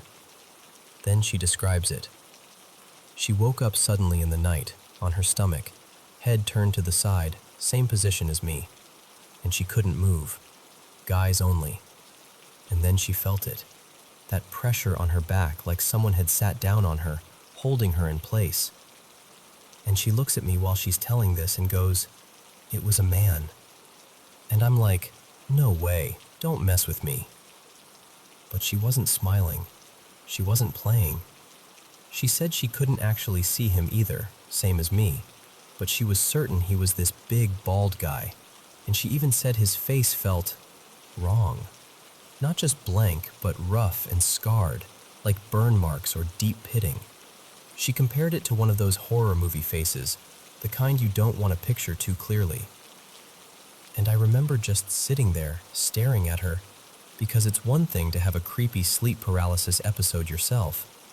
It's another thing for someone else to describe the same setup, the same presence, without you telling them details first. And then it gets even stranger, because Sonia says she told Darren the next day, and he laughed, like he always does, until he kind of stopped mid-laugh and went, "Actually," and Darren is not the type to share stuff like that. If anything, he's the type to brush it off and act like it's nothing. So the fact that he even admitted it, that's what made my stomach drop a little. And look, here's another detail that might be unrelated, but it's been happening around the same time, so I can't not mention it. I always sleep with my bedroom door shut. Always. It's just habit.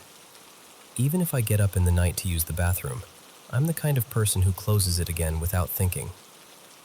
But the past few mornings, I've woken up and the door has been wide open. Like, not cracked. Open. Maybe I didn't latch it properly. Maybe there's a draft. Maybe I'm half asleep and I'm doing it without remembering. I genuinely don't know. But stacked on top of everything else, it feels eerie. Like the house is doing something when we're not looking. And I'm not sitting here shaking in fear or anything. It's more like I can't stop trying to connect the dots. Because I've had sleep paralysis before, just a handful of times, but not for years. And back then, I never saw anything. It was just the classic thing. Wake up, can't move, eyes only, panic, then it passes. What messes with me now is how close together these three incidents were. Me, then Sonia, then Darren. Same house, same sort of story. And that heavy, bald man feeling showing up twice like it had a script. So yeah, I don't know what it means. Maybe it means nothing at all. Maybe it's stress, sleep positions, coincidence, brains doing brain stuff. But if you've ever had an experience like that, where it felt like a presence more than a dream, then you probably get why it sticks with you. Even when the lights are on and everything seems normal, there's still this quiet part of you that remembers what it felt like to be pinned there. And not alone.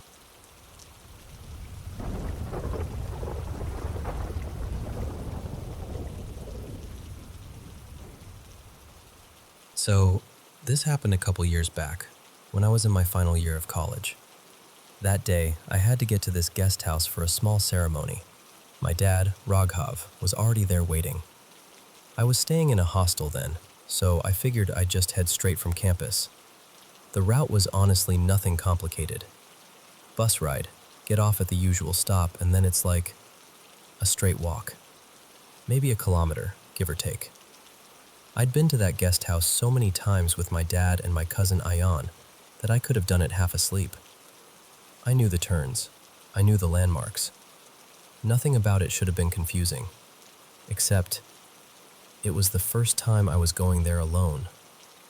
I reached the area around 12:15 in the afternoon, and it was one of those brutal, blazing days where the sunlight feels like it's pressing down on your scalp. No breeze, just heat. I started walking, took the turn I knew was correct, and I kept going, and going, and going. And after what felt like way too long, I slowed down because something didn't feel right. The guest house wasn't there. I looked around, confused, and that's when my stomach dropped a little, because I was standing in the exact same spot where I'd started, like I'd looped back without realizing.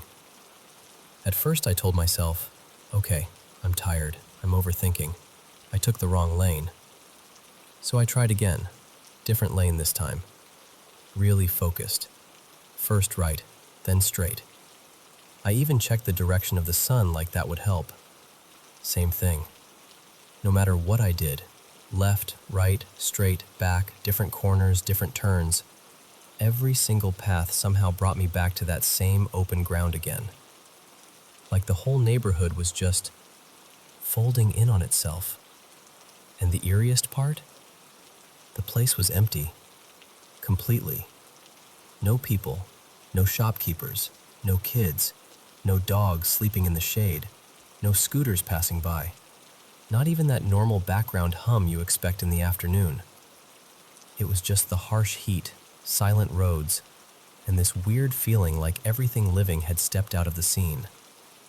I called my dad, and he tried to guide me. Take the right, walk straight, you'll see the wall, you'll see the gate. I followed exactly what he said, but it didn't matter. I still ended up back at that same spot, like it was the only location that existed.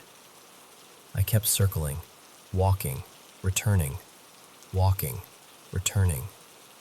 And at some point, the frustration just took over. I hung up on him.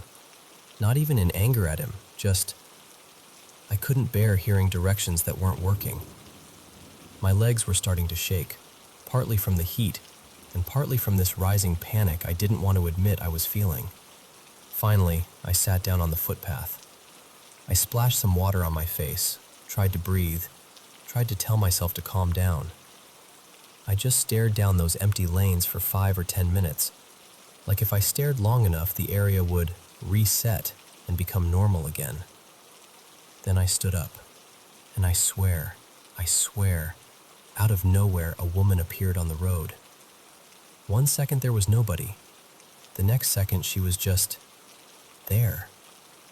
Not running up, not turning a corner, not coming out of a doorway. Just present, like she'd been dropped into the frame. She looked at me like she already knew I was stuck, like she'd seen this before. She said, very calmly, "Take the first right, then walk straight. Don't keep changing lanes." That's it. Simple. I did exactly what she told me. First right, then straight. And within 5 minutes I was at the guest house, like the whole nightmare had never happened. But months later, I mentioned it to my aunt, Shayla, and she went quiet for a second, then told me she'd experienced the exact same thing. Same location, broad daylight, walking in circles, ending up back in the same spot, feeling like the area was empty and wrong. And apparently, she said, a few other people she knew had had similar experiences there too. That's when it hit me. Maybe I wasn't lost. Maybe I wasn't confused. Maybe I was trapped. In Marathi, there's a word people use for it, chakva. Like being caught in the loop, led around, Your sense of direction twisted until you keep returning to the same place. And the final detail still gives me chills. Because later, when I described the woman who appeared, my aunt's face changed, and she told me it sounded like her mother. The same person connected to the story I just shared. And even now, when I think about that afternoon, the silent streets, the blazing sun, the way the world felt paused, I don't remember feeling like I made a mistake. I remember feeling like something had decided I wasn't allowed to leave. Until it let me.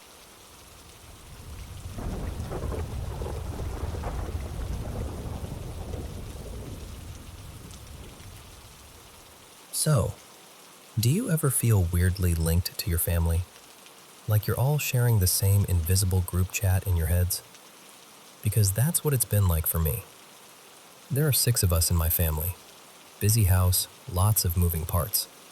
We're not the kind of family that's constantly hugging and pouring our hearts out, but we're close enough that we're always bumping into each other's lives. It started out as these tiny, annoying coincidences. Like I'd quietly decide I needed the bathroom, and I'm not even fully in there yet. Knock, knock, knock. Someone's at the door like, hey, I need to use it. At first it was kind of funny. Then it became so consistent that I started expecting it. And honestly, I'd get irritated. Now I just wait until late at night when the house finally feels asleep and still. But it wasn't only that. One afternoon I was lying on my bed, scrolling on my phone, totally fine. And then out of nowhere I got hit with this sharp wave of emotion.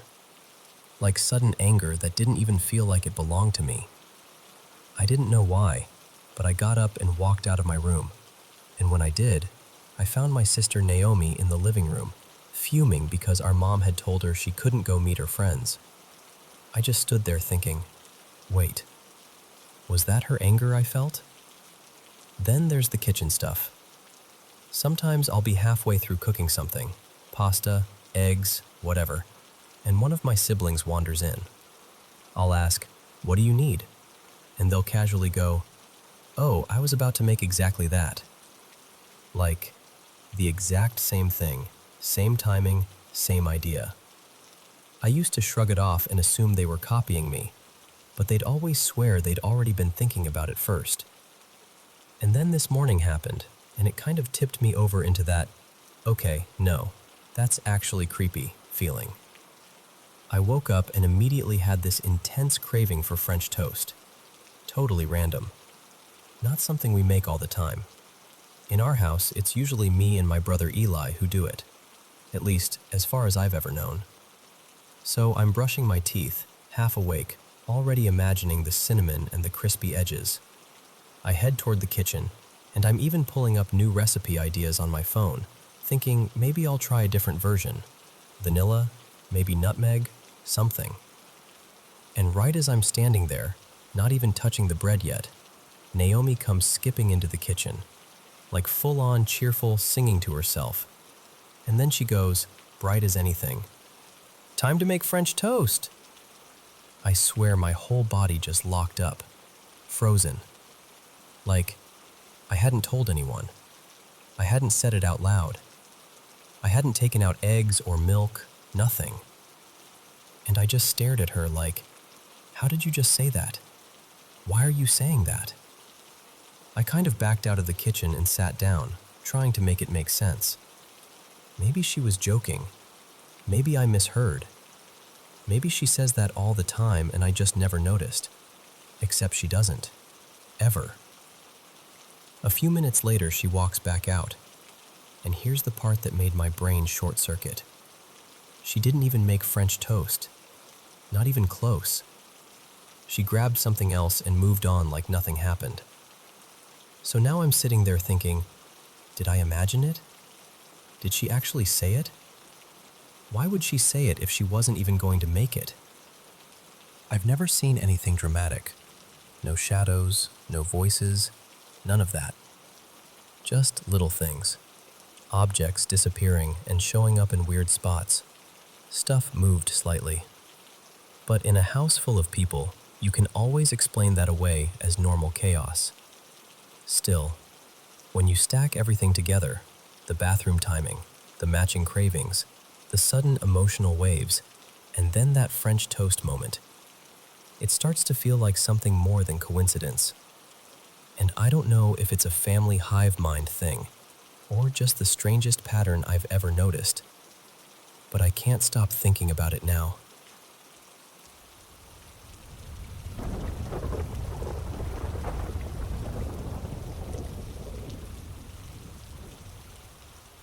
It was about 5:10 in the morning. You know that hour, when it's still dark, everything's quiet, and your body feels like it's not even fully real yet. I was at my mom's house, asleep, when I heard this violent banging on the back door, then screaming, high, panicked, a woman's voice. For a split second, my brain did that thing where it grabs the worst possibility first. I honestly thought one of my kids was hurt. I sat straight up, heart already racing, and ran toward the sound. I cracked my bedroom door, and the screams were louder, coming from outside. I went to the front door and looked through the peephole. There was a woman out there, crying so hard she could barely stand still. I called through the door. "Who is it?" She choked out. It's Marissa." And then, like the words were ripping out of her, she said, "Please, I need someone to come down here. Something's wrong with Evan." Evan was my brother. He was staying in this little old trailer behind my mom's place. Nothing fancy, just his own space. I swung the door open and said, "What do you mean? What's wrong with him?" And she looked at me, S's huge, face soaked, shaking, and said something I still feel in my bones when I remember it. I think he's dead." I swear I didn't even understand the sentence at first, like my brain rejected it. Then it hit and I screamed, "What?" And I just took off running down the yard, barefoot, not thinking, just moving. I asked her as I ran, "Did you call 911?" She said, "No," like she hadn't even thought of it, like she was trapped in the panic. I didn't have my phone on me. I yelled at her, "Call them right now," and kept going. When I got to the trailer and pushed inside, listen, I'm telling you, I will never be the same after that moment. The second I saw him, it was like my body was there, but I wasn't. Like something in me stepped backward, like my soul tried to get out of the room. He was on the bed. His eyes were open. His mouth was slightly open too. And his skin didn't look like him. I don't know how else to explain it. I ran to him and started screaming his name. "Evan! Evan!" And I grabbed his shoulder to shake him. Ice cold. Not cool. Not clammy. Ice. Cold. And I knew. I knew immediately he was gone. But knowing didn't stop me. It didn't slow me down. I just dropped into survival mode like my body took over. I started CPR anyway. Hands on his chest, counting in my head. The first few compressions made this awful gurgling sound that I can still hear if I let myself. I checked for a pulse. Nothing. I put my head down on his chest like somehow I was going to catch a breath that wasn't there. Nothing. And somehow, Marissa still hadn't called 911. She kept saying her phone was dead, like that was the end of the story. I flew back up to the house, still barefoot, and my mom was at the door, scared, confused, asking what was happening. And I hate this. I hate that I said it the way I did, but I couldn't form anything gentler. I just blurted out, "Evan's dead." My mom's face. I can't even describe it. She grabbed her phone with shaking hands and called 911. I ran inside, grabbed my own phone, shoved my feet into shoes without even sitting down, and ran back. I remember yelling over my shoulder, "I'm going back down there. I'm doing CPR again." I reached up and closed his eyes at one point. I don't even know why. It just felt wrong to leave them open, like he was staring past me. I told my mom, "Stay outside. Please don't come in." I didn't want that image to become her image too. but she ended up handing me the phone because the dispatcher needed to talk to whoever was doing CPR. The dispatcher's voice was calm, too calm for what was happening inside that trailer. She told me to keep doing compressions. I told her, "He's blue, he's pale, he's cold." I told her, "He's gone." But she just kept repeating, "Keep going." Then she told me to get him on the floor. My mom came in anyway. She couldn't help it. That's her baby. And she grabbed his feet while I grabbed his arms, and we tried to move him. We couldn't. He didn't lift. He just slid a little. And that's when I saw he'd urinated in the bed. That detail is burned into my brain too, like the trauma saved it in high definition for no reason. I kept saying, "We can't move him." And the dispatcher finally told me to just do CPR where he was. Then she told me to count out loud so she could hear that I was doing it. So there I was, crying so hard I could barely breathe, pushing on my brother's chest and saying, out loud, over and over, 1, 2, 3, 4. 1, 2, 3, 4. Like some horrible nursery rhyme from hell. And I'm counting, and I'm screaming his name between numbers, and I can hear myself making these sounds that don't even feel human. At one point, my daughter's husband, he's only 21, came in, wide-eyed, like he didn't know where to put his hands or his grief.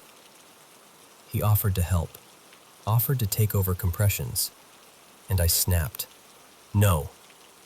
Not because I was angry, because I couldn't let him carry that. I couldn't let that moment attach itself to him the way it was attaching itself to me. He just stood there, frozen, staring, already traumatized. I kept going. I don't know how long. It felt endless. I remember my arms burning, my chest tight, my hands slipping because everything was wet, sweat and tears and panic. And then the paramedics finally came in. They took one look at him, and they looked at me, and they shook their heads. That was it. And I want you to understand what that did to me. My brother, Evan, he was the only person who ever really got me. Like, truly understood how my brain works, how my heart works. He was my safe place in human form. He was my best friend. And after that morning, I keep replaying it. Like my mind is stuck in a loop it can't exit. The banging, the screaming, the running, the cold skin, the counting, the way the room felt when I realized he was gone. They told us later they think he had a heart attack sometime around 3 a.m. But that doesn't settle anything inside me. It doesn't make it make sense. Since then, I don't feel like myself. It's like I checked out the second I saw him, and I never fully came back. Nothing feels real. I feel like I'm moving through my day like a hollow version of me, like an empty shell on autopilot. And I hate admitting this, but sometimes it feels like if I disappeared too, it would just be game over. Like it wouldn't even matter. Not because I want to hurt anyone, just because I feel nothing. Or I feel so much I can't feel at all. And the scariest part is the image. I keep thinking, will I ever forget what I saw? Because right now it feels like my brain took a picture I never agreed to, and it won't stop showing it to me.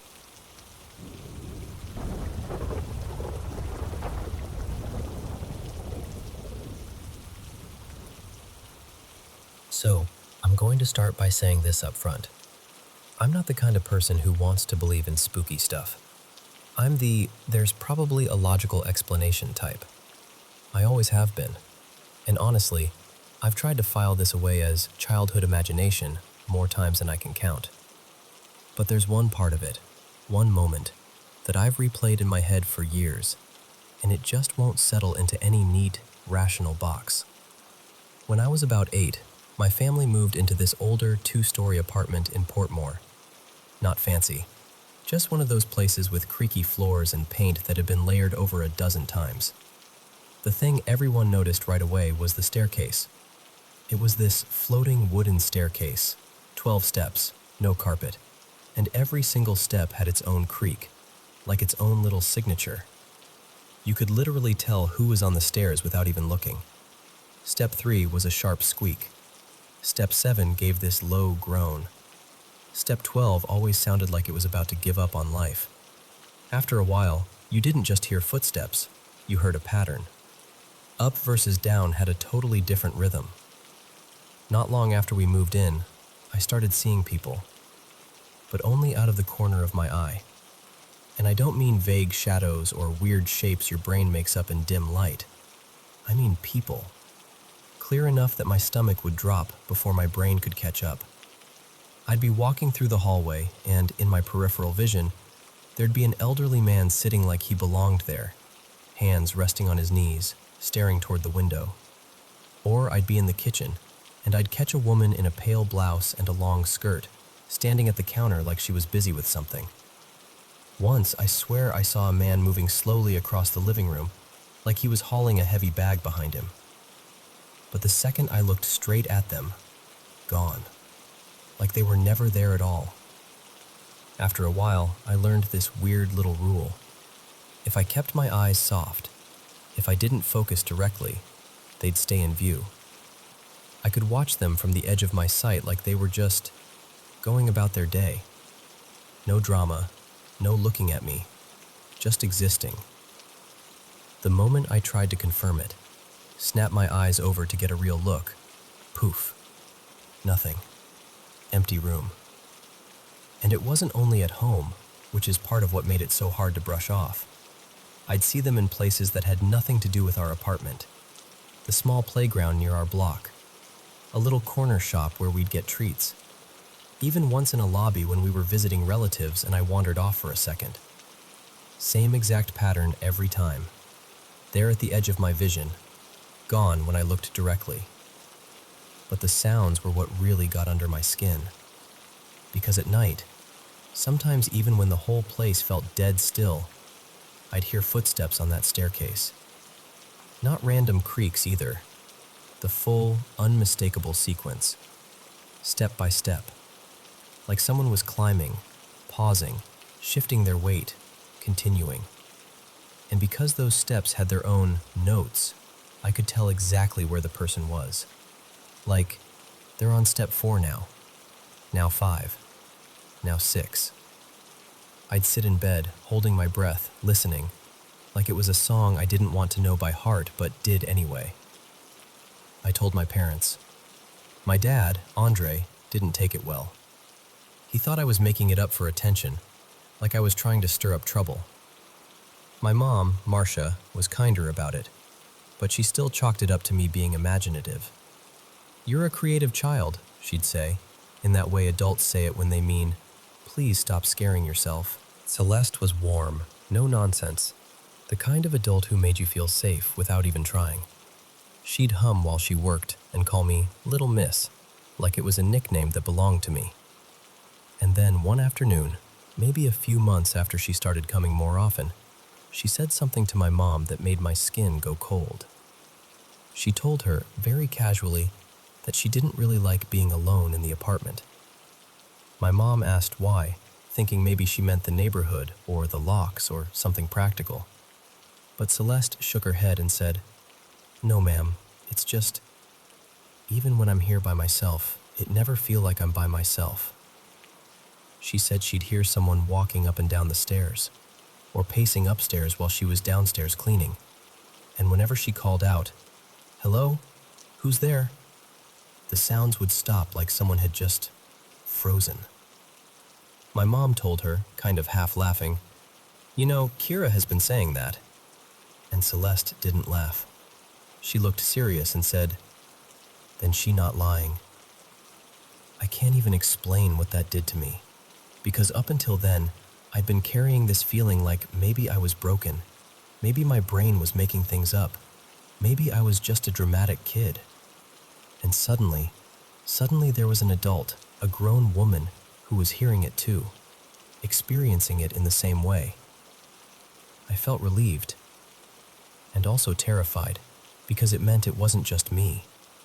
But the moment I can't shake, the one that's followed me into adulthood, happened one evening when Celeste and I were upstairs in my room folding laundry.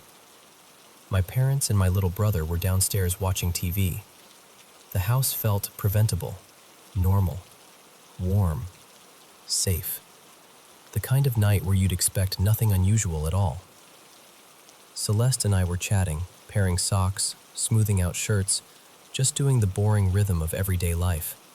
And then, out of nowhere, we heard it. Footsteps on the stairs.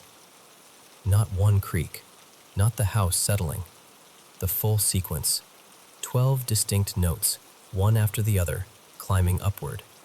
A measured pace, like someone who wasn't trying to be quiet, but also wasn't rushing, just coming up. Celeste and I both stopped at the exact same time, and we looked at each other with this shared expression, like, "You heard that too, right?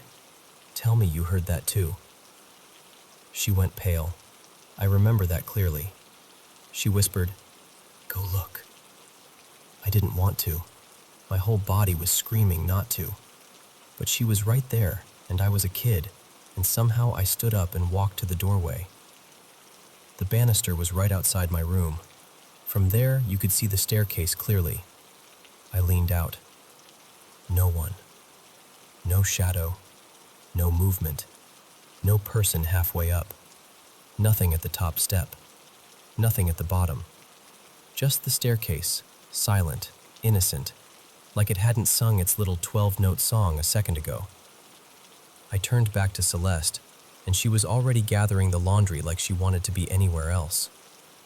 We went downstairs fast, asked my parents if anyone had come up. They both looked at us like we were ridiculous and said no. No one had left the couch. My brother hadn't moved. Nobody had touched the stairs. And that was it. No explanation. No, "Oh, it was the cat," because we didn't have one. No, "the neighbors," because it was inside our unit, on our staircase, with our specific creak pattern we knew by heart. Over time, the peripheral vision figures stopped.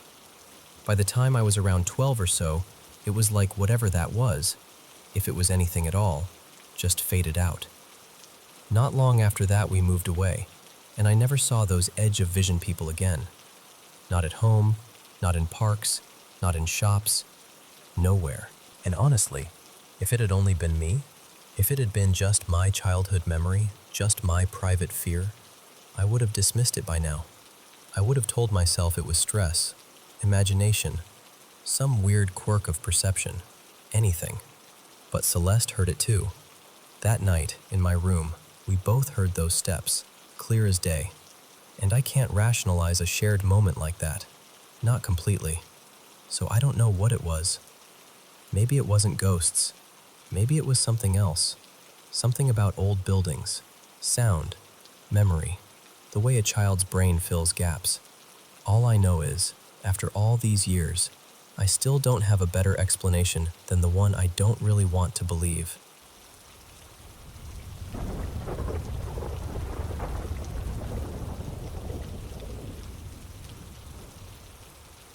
So, I've never really told this story out loud in full, but I'll try to explain it the way it felt, like you're sitting right here with me. I was about 9 or 10, and my dad, Mark, was out of town for the weekend on a work trip. That meant it was just my mom, Elena, my little sister Rosie, and me in the house. And back then, I was the kind of kid who dreaded nighttime like it was an appointment with something I couldn't cancel. I had these awful nightmares for years. Not just bad dream stuff, more like this constant sense that the dark had weight to it, like the corners of my room were watching. I'd call for my parents, run down the hallway, end up at their door in the middle of the night. It happened so often it almost felt normal, except it never got easier. That weekend, I did what I always did. I crept into my parents' room and whispered to my mom if I could sleep in their bed. Usually my dad would have said, "Nope, back to your room." But he wasn't there, and my mom just patted the mattress like, "Come on." Their bedroom had this attached bathroom, an ensuite, with the doorway kind of facing the bed. My mom slept on the side closest to the bedroom door, and I slid into my dad's side, the side where, if you opened your eyes, you could look straight toward that bathroom entrance. I remember thinking, okay, this is safer. My mom was right there. I could hear her breathing. The room smelled like clean laundry and whatever lotion she used. That should have been enough to calm me down, but my body was buzzing, like my heart didn't believe me. I was wide awake, full of this jittery adrenaline, trying so hard to be brave. I pulled the blanket over my head for a while, telling myself, just go to sleep, just go to sleep. Nothing is here. Eventually, I peeked out, and that's when I saw it. In the bathroom doorway, right where the darkness looked thicker, there was a figure. Not like a person standing in shadow. I mean, like the figure was the shadow. A tall, impossibly dark shape, almost as high as the top of the doorframe, with this faint, crackly edge around it, like the air was buzzing where its outline should have been. I remember my stomach dropping so hard it felt like I'd missed a step on the stairs. And I knew it was looking at me. My whole body started sweating instantly. I'm not exaggerating. My pajamas clung to my skin like I'd run a race. I wanted to move, to scoot closer to my mom, to hide, to do anything. But I just lay there staring, frozen in this horrible, helpless way. Then it spoke. Not out loud like a normal voice. It was low and warped, like sound pushed through a broken speaker. And it told me to go downstairs. Specifically, it told me to go into the basement, into this unfinished storage/utility area we had, where the furnace and water heater were. That spot had scared me for as long as I could remember. Even during the day, I hated walking near it alone. It always felt wrong, like the air changed down there. I didn't answer. I couldn't. And it started threatening my family. Not like a vague, something bad will happen. It said it would do terrible things to my mom and my sister. Things I didn't even fully understand at that age. But the meaning landed anyway. The intent, the cruelty. Like it wanted to make sure I felt it in my bones. I panicked and grabbed my mom's shoulder, shaking her hard. Mom, wake up!" Nothing.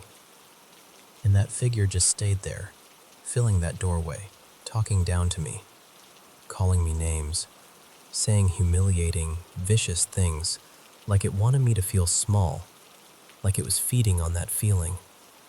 I finally yanked the blanket up over my head and curled into a ball, shaking so hard the bed trembled. I remember thinking, if I don't look, maybe it isn't real. If I don't look, maybe it goes away. But the fear didn't go away. It just got louder inside me. At some point, I passed out. Not like drifting to sleep, more like my body hit an emergency shutoff. I woke up in the morning damp with sweat, exhausted, like I'd survived something instead of slept. I told my mom everything at breakfast, every detail. The doorway, the voice, the threats, how she wouldn't wake up. She looked concerned, she really did, but she eventually brushed it off as a nightmare, the kind kids have when they're overtired and scared. She said something I still remember. Don't give your attention to the darkness. Attention makes it stronger. I tried to believe her. I tried to carry that like a shield. And the strangest part is, I never saw that figure again. Not once. Not in that doorway, not in my room, not anywhere. I'm a grown man now, late 20s, and I've read a lot about shadow people, sleep paralysis, all of that. But here's the thing. I don't think it was sleep paralysis. I could move. I could grab my mom, shake her, even slap her. And I've never really heard of those things. Speaking. Not like that. Not with words that precise. Even telling you this now, I get those deep, full-body chills, like my nervous system remembers before my brain even finishes the sentence. I don't know what it was. I just know what it felt like.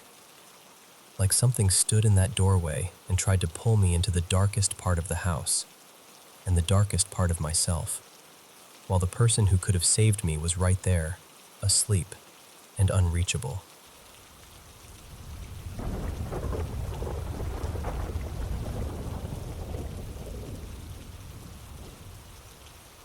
Okay, so I'm going to tell you this the way it sits in my memory, because it's one of those things that never really leaves you. Even when years pass, it's like your body remembers it before your brain does. The first time I can clearly place, I was little, maybe 9 or 10, somewhere in that range. I was asleep on my back, staring straight up, one of those deep sleeps where you don't even remember falling asleep. And then I opened my eyes, and there it was. This figure, this thing, with this big pale head, like almost chalk white, and eyes that were this sharp, angry red. It was standing on my legs, right on my thighs, like it had climbed up onto me. And it was looking straight down at my face. I remember how fast I shut my eyes. Instinct. Like my brain went, nope, don't look, don't move. And I stayed completely still. Completely. But my legs, my knees, my whole lower body felt like it was being crushed. Like this heavy, mean pressure. It hurt. Not like sore the next day hurt. Like immediate, trapped, helpless pain. I held my breath, then forced myself to breathe slowly, because I thought if I panicked, it would notice, or do something worse. After what felt like forever, maybe a minute, maybe 5, I felt the pressure lift, like it stepped off. I remember thinking, okay, it's gone. It's over. So I rolled onto my right side, just carefully, like you do when you don't want to make the bed creak. And I cracked my eyes open. And I swear to you, it was there again. This time lying on the bed in front of me, like it belonged there, face level with mine. Not moving, just watching me. That red-eyed stare, like it was studying me, like it was waiting. I shut my eyes again and tried to pretend sleep into existence. I tried to nudge my sister, Leah, because she was asleep behind me. Just a small push at first. Nothing. Then a little harder. Still nothing. And this is the part that makes me sad when I think back. I stopped trying, because I had this awful thought. What if waking her up makes it go after her? Like I didn't want to drag her into it. So I stayed still, eyes squeezed shut, and somehow, I fell asleep anyway. Then years later, middle school age, I was maybe 13, or closer to 14. Things had been normal for a while, which almost made it worse, because I wasn't expecting anything.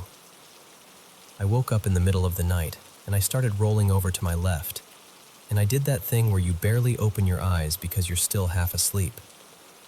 At the foot of my bed, right at the edge, I saw something.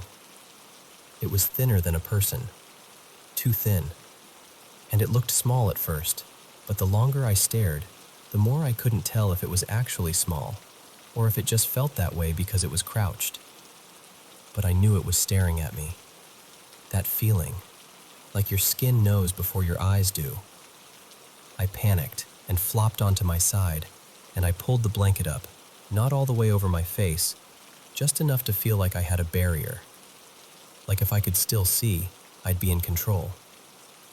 And then, I felt a hand. Rough, big, like the palm was textured, almost scratchy. It brushed my cheek, weirdly gentle for something that felt so wrong. And then I felt something touch my lips. Like a kiss. A kiss.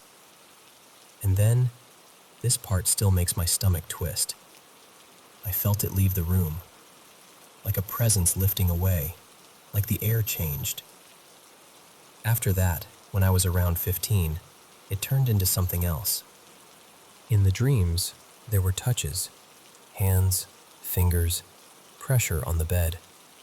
Sometimes whispers, sometimes just the certainty that something was there. And there was always this heavy fear, like something pushing down on me from the inside. And I know people jump straight to sleep paralysis, but that's what messed with my head. I could move. I could turn. I could shut my eyes tighter. I just didn't talk because I was terrified, and it felt, this sounds insane, but it felt obvious. Like if I spoke, they'd respond. Like they could hear me the way a person could hear you. Sometimes I'd be awake and it would happen anyway, and as soon as it stopped, I'd open my eyes and everything would be normal. Not like waking up groggy normal, like clear normal. I could think. I could hear. I could see the room exactly as it was. And then I'd just go back to sleep. Which is another reason it didn't feel like a dream. It felt like something interrupting my night and then leaving. Fast forward a lot to last year, summer. I wrote the date down because I finally started keeping track. July 7th, 2025. Early morning, somewhere around 5-ish, when the sky is still dark, but you can feel dawn waiting. I heard noises outside my bedroom door. Not like a normal house creak. More like footsteps in this wet, clicking mouth sound. Like someone making that loud tongue pop saliva kind of noise. It could have been my sister half asleep. It could have been my brain playing games because I was already tense. I don't know. I eventually drifted off again. But then I woke up to something grabbing me, hard, near my upper arm, almost like it missed my neck and caught my shoulder instead. And I felt myself get shoved down into the bed, like pinned for a second, aggressive and sudden. And right when that happened, my hearing went weird, like someone turned the world down and replaced it with static. That loud, painful ringing, like the inside of your skull is buzzing. It's hard to explain unless you've had it, but it wasn't normal ringing. It felt mechanical, like interference.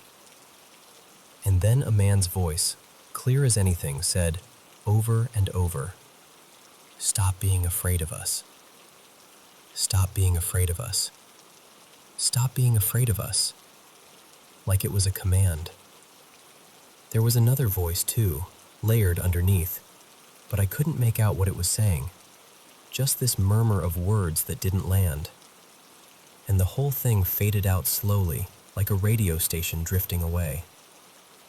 And in the moment I got shoved, I also saw this flash, like black and white snapping in front of my eyes, paired with this deep thud, like a heartbeat that wasn't mine, like my body got jolted. Then, a few months after that, things calmed down. For a while, I started telling myself, okay, maybe it's done. But then this fall, again, I wrote the date down because I didn't want to keep doubting myself. December 2nd, 2025. For about a week before that night, I'd been having these non-stop, ugly dreams. Like, demonic, honestly. In them, I'd be screaming at my family, saying horrible things, out of character, cruel, unhinged. Sometimes I'd do something to myself in the dream and watch them react. And I woke up feeling sick, like the dream left residue on me. I brushed it off at first because dreams are dreams, right? But 2 nights before December 2nd, I woke up to use the bathroom, went back to bed, and I felt that familiar presence again, like someone in the room with me, even though nothing was there. That happened multiple times that week, enough that I stopped counting. I just knew I was becoming afraid of sleep. Then the night of December 2nd was worse. Same ringing, same spinning, And this time I couldn't tell if I was awake or stuck in that half state, but I could feel my body and the bed and the room, so it didn't feel like a normal dream. My sister, Maya, was across from me in our room, and I heard her repeating a name, over and over. Someone we know. But the tone didn't sound like her. It sounded off, like something using her voice but not getting it right. And it felt like she was staring straight at me while she said it, like her eyes were locked on mine in the dark. To make the layout make sense, our window is on the far right wall. The door is on the left wall facing it. My bed is against the wall near the window, and her bed is lower and closer to the center, kind of beneath my line of sight. So the sound was coming from her side, and while the name was being repeated, I heard this dog whine, right where she was, like a dog hurt or dying. We don't even have a dog in the room, so that sound hit me like ice. I tried to scream, like really scream, but at first nothing came out, just these little breathy huffs, like my voice was stuck behind my ribs. I tried again and again, and after a few seconds, I finally forced out this small, shaky scream. And the second that sound left me, everything stopped. The ringing stopped. The spinning stopped. The repeating name stopped. The dog sound stopped. I sat up, and I was in the exact same position I'd been in. The room looked normal. And the creepiest detail? My sister wasn't even facing me. She'd turned the other way in her sleep, nowhere near the position my brain was convinced she was in. And I just sat there, shaking, thinking, what is happening to me? Because the fear isn't just in the moment. It follows you into the next day. It makes you dread nightfall like it's an appointment you can't cancel. And that's why I'm finally writing it down now. Because even if I don't know what it is, dreams, sleep paralysis, something else entirely, I know what it felt like. And it felt real enough to change the way I sleep.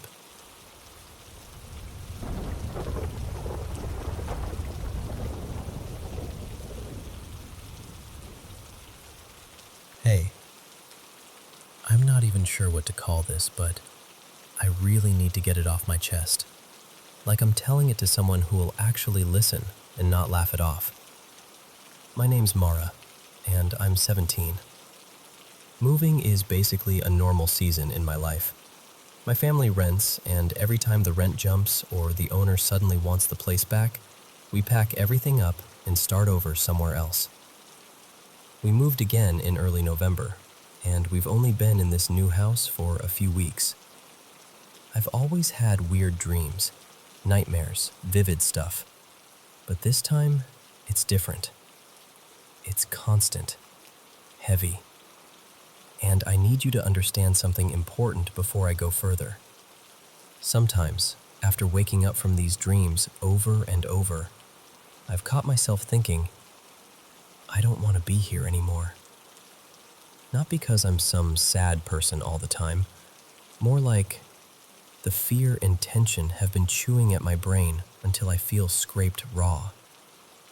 This move happened fast. My mom was working, and my dad, he gets impatient, especially under pressure, went looking for a place on his own. He came back acting like he'd found a miracle. He took me and my brothers to see it. The second I walked in, my stomach dropped. The house looked tired. The floors weren't finished right.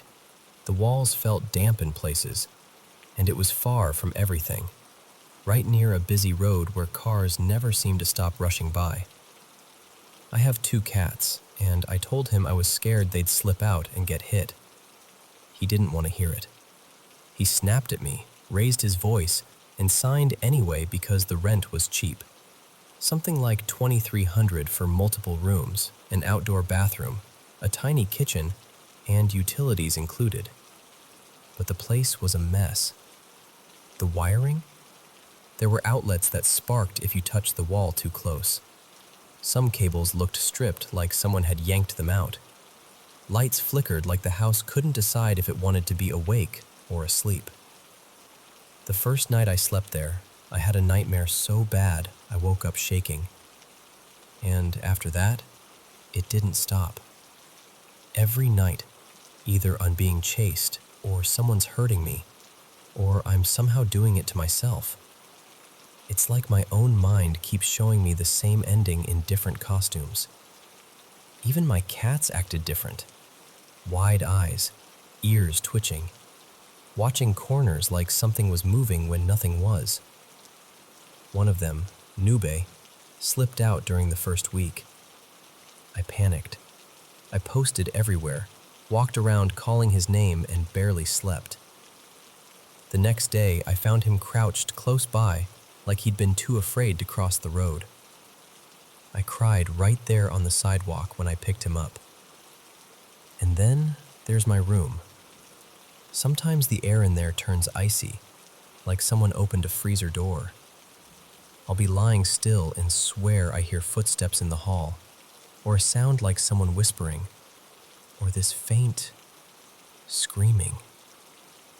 But I kept telling myself it was just me hating the house so much that my imagination was doing its worst.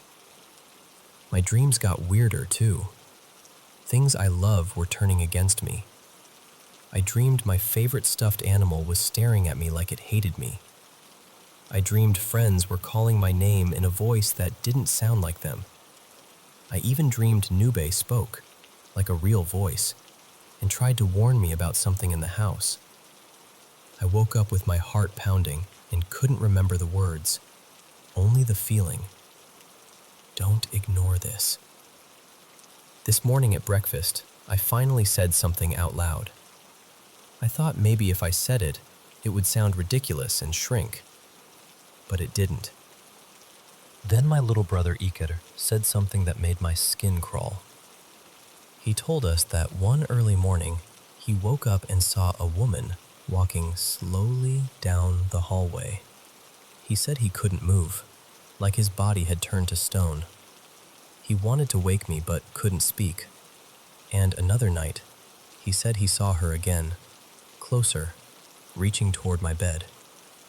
And this is the part that made my stomach drop even harder. He said Nube suddenly arched his back, fur standing up, and made that deep warning sound cats make when they're truly scared. And then, according to my brother, the woman turned away and disappeared down the hall. We all just stared at each other like we'd accidentally said the same secret out loud at the same time. That's when Daniela told us what she'd heard from the owner, that an elderly woman died in this room years ago. Not recently, maybe 6 or 7 years back. The owner apparently said she was difficult, that people avoided her, and that her family didn't treat her kindly. Nobody even seems sure how she died. Natural causes, or something darker. Just rumors. But once that story landed in the middle of everything we'd been feeling, it was like the house got heavier. And now I'm here, stuck in this place until late December, trying to pretend I'm okay when I'm not. My friends don't believe me. They joke about it. They say I'm overreacting. They want me to see the school psychologist, and part of me wants to scream, but what if this is real? And another part of me is scared because even if it's not paranormal, something is still happening to me. Fear, stress, sleep deprivation, and it's pulling me into thoughts I don't want. So I'm telling you this like I'm sitting across from you, hands wrapped around a warm mug, trying not to shake. I don't know what I believe. I just know I'm scared, and I'm tired, and I don't want to feel like dying just because a house feels wrong. If you're hearing me right now and you've ever felt that same, I can't do this anymore feeling, please don't carry it alone. Tell a safe adult today. A parent, a relative, a school counselor, someone who can help you get through the next hour and the next night. And if you feel like you might hurt yourself, treat it like an emergency. Call your local emergency number right now, or reach out to a crisis line in your country. You deserve support that takes you seriously. Whether what's happening is paranormal or just fear and stress, your safety matters more than proving what's real.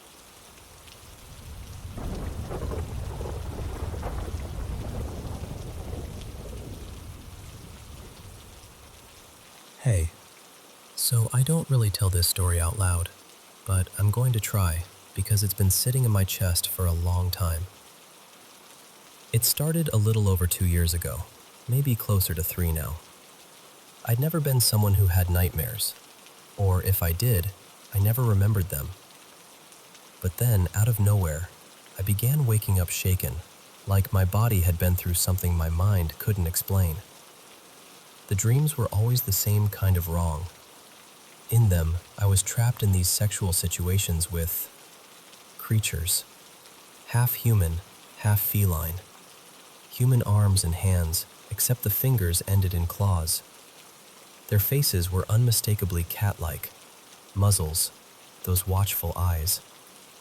And there were always 2 or 3 of them, always, like they were waiting for me to show up.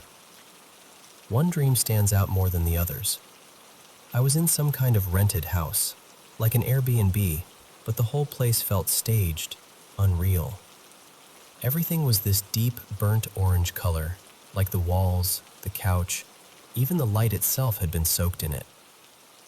I remember walking down a short hallway into a room, and I heard a voice, not from a person, just in the air, telling me calmly, "The drain is blocked. You should find another place." In the room, there was a big cat on the bed. Not a house cat, something like a leopard or a panther, stretched out like it owned the space, staring straight at me without blinking. And then one of the creatures was there in front of me.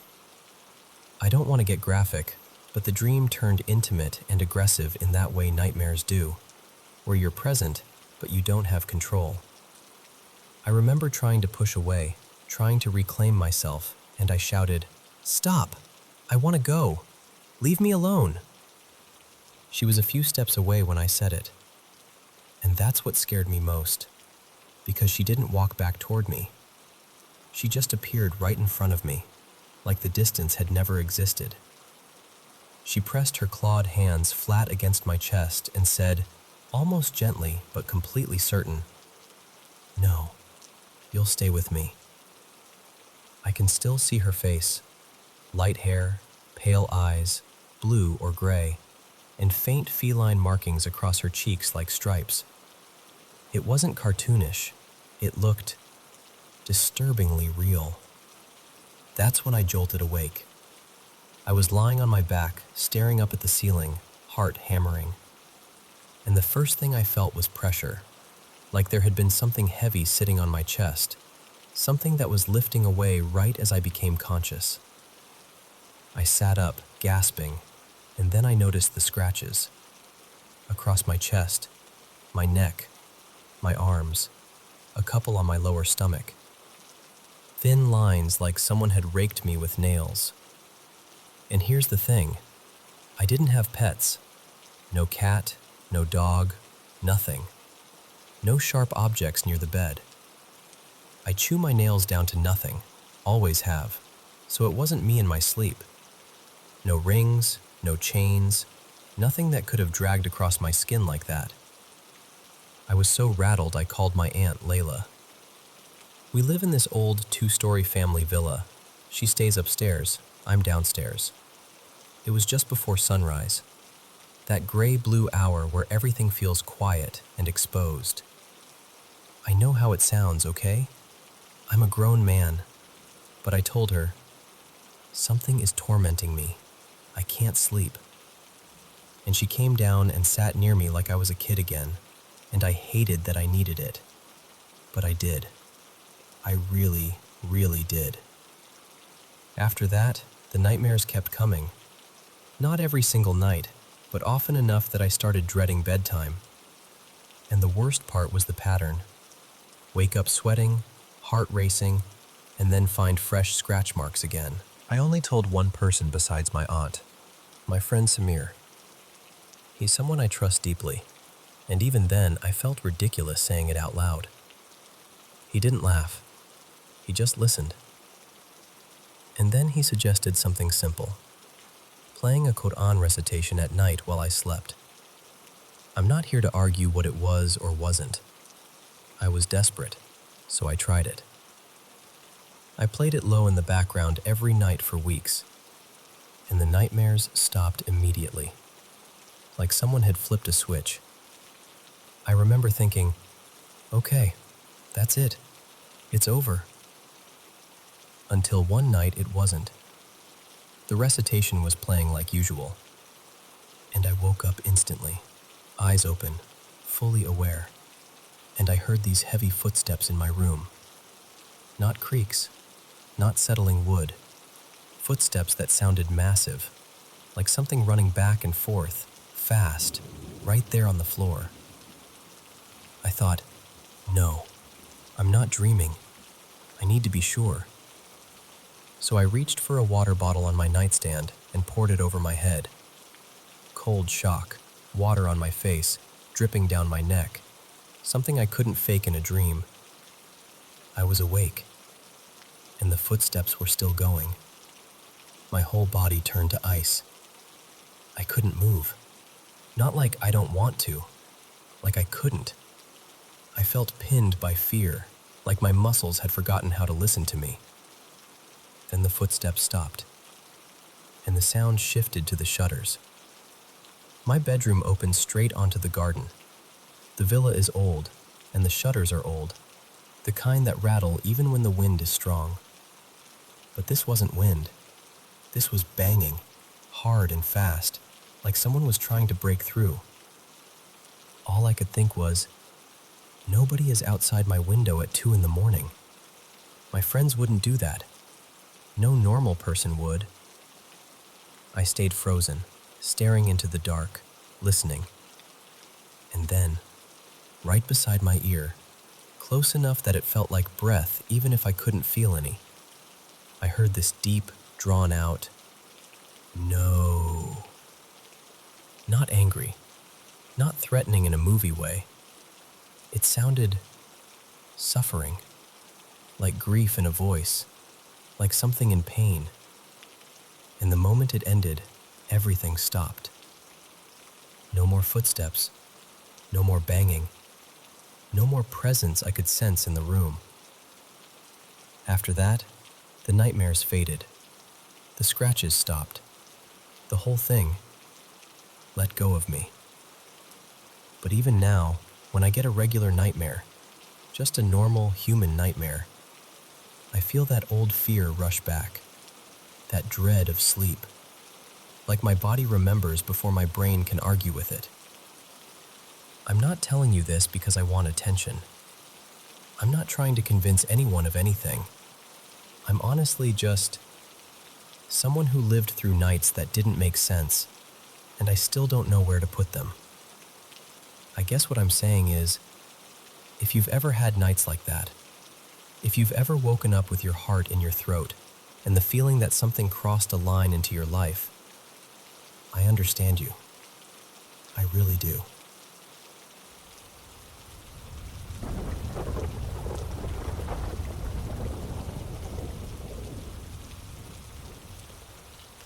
So this goes way back, more than 2 decades ago, when I was still in high school. My family had just moved into a new place, and you know how it is on moving day. Cardboard boxes stacked like walls, furniture parked in the wrong rooms, everything half-finished and dusty. By around midnight, we'd managed to get the basics done. My parents' room was usable, the kitchen was functional, and we'd cleared enough space in the living area and dining room to at least walk through without breaking a toe. My parents were completely wiped, so they just crashed. I went to what was supposed to be my bedroom and, yeah, no chance. It was basically a storage unit with a door. So I did the only thing I could think of. I shut the door, shoved a couple boxes aside, and made this pathetic little sleep zone by laying a mattress across a few sturdier boxes. Not comfortable, but I was too tired to care. And right as I'm about to lie down, I hear this meowing, I turn, and there, like it belonged there, was a black cat sitting in the middle of the room. The moonlight was coming through the window and landing right on it, like a spotlight. It wasn't scared. It just sat there, meowing over and over, slow and insistent, like it wanted me to notice it. I walked closer, and it held still for a few seconds, then calmly stood up and padded into the darker corner of the room. I flipped the light on, thinking, okay, it ran under something, and it was just gone. No scrambling, no thump, no sound at all. I searched everywhere, behind boxes, under furniture, even inside a partly open suitcase. The windows were locked, the door was shut. There was nowhere it could have gone. And in the process of searching, I managed to make the room even worse than it already was. At that point, I was out of energy and, honestly, a little unsettled. So I dragged my mattress out into the hallway where it was clearer, turned off the lights, and lay down. I just wanted sleep. I wanted my brain to shut off. Maybe a minute passes, maybe less, and I hear footsteps behind me. My first thought is, great, I woke my parents up with all that noise. And because the hallway was dark, I didn't want them stumbling over me. So I sit up fast, turning to warn them, and the instant I turn, something launches onto me. Not like a cat, not like a person stepping over. It pounced. It felt like a small female shape, maybe a girl, maybe a very small woman, with long hair whipping against me. But the skin didn't feel like skin. It was tough, dry, almost leathery, hard in a way that made no sense. In one movement, it straddled me and drove its knees down into my stomach and ribs like it was trying to pin me to the floor. The weight was horrifying. It wasn't the weight of a kid. It was like getting crushed by a sack of stone. I grabbed at its neck automatically, like pure instinct, like, get off me. But it didn't feel like a neck. It felt like I had my hands around a smooth, solid pillar, like polished rock. No give, no softness, nothing human. And then there were the hands. This part still makes my stomach turn when I remember it. It didn't feel like it had fingers, like the arms ended in blunt ends, and it was shoving at my forearms with these fingerless, wrist-like stumps, trying to pry me away. I know this is going to sound weird, but in that moment I wasn't even afraid yet. I was furious. I genuinely thought somebody had broken into the house and tackled me in the dark. I was fighting like an animal. I tried to look at its face, but I couldn't make out anything.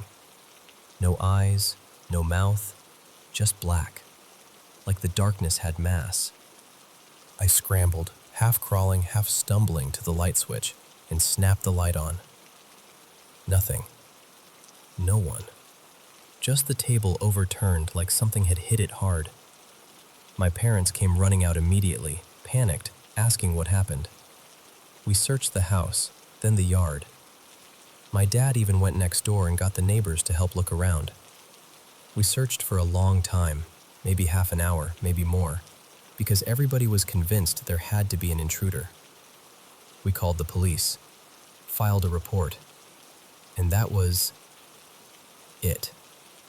For years after that, nothing happened. Not a sound, not a shadow, nothing. And honestly, over time I started to bury it. I didn't talk about it. I told myself it had to be some kind of half-asleep nightmare, except the table being knocked over didn't fit that explanation at all. Then, about 10 or 12 years later, I was abroad for grad school. I was sharing an apartment with a younger roommate. His name was Mateo, and he was one of those people who was always joking, always upbeat, never dramatic. The kind of guy you'd never expect to freak out. One night, I'm dead asleep, and his scream rips me straight out of it. I hear him sprinting down the hall, and I bolt up and chase after him, because my brain goes immediately to, fire? Break-in? Something's wrong. I catch up in the kitchen and he's pale, wide-eyed, shaking, almost laughing and crying at the same time. It was such a ridiculous expression that a tiny part of me wanted to laugh, until I realized he was genuinely terrified. I'm like, "Mateo, what happened?" And he tells me, in this rushed, breathless voice, that he lay down on his bed and looked across the room and saw a little girl sitting on my back while I was sleeping. Just sitting there, like it was normal. And then he said, this is the part that made my skin go cold. When the girl realized he could see her, she turned toward him and jumped. Not a normal jump. He described it as this long, low, frog-like leap straight toward his bed. That's when he screamed and ran. And the crazy part is, I had never told him my story, not even a hint of it. He had no reason to invent something that matched what I'd experienced. After that night, I barely slept for a week. I kept thinking, if it's real, why can he see it? Why can't I? Now jump to the present. My wife Alina started saying something about a week ago that after midnight, usually after midnight, she sometimes sees this woman-shaped shadow in the corner of our bedroom. Not every night, just twice so far. But twice is enough, you know? Now she won't go to the bathroom alone in the middle of the night. She asks me to walk with her, and I do, because the fear in her voice is very real. And then there's the other thing, small but strange. I've been sitting on the toilet a few different times, half distracted, and the shower curtain has moved on its own. Not like a gentle sway either, like it got tugged. 3 separate times. Here's the part that messes with me the most. We live on the 10th floor of a big apartment building. The place is relatively new, only a few years old, and we are literally on the opposite side of the world from that first house. So I don't know if any of this is connected. I don't know if it's just coincidence, or stress, or brains playing tricks in the dark. But I do know this. It scares me in a way that the original incident didn't, because back then it was just me. Now other people around me are seeing things, and I'm the one who can't. And that thought keeps me awake more than anything.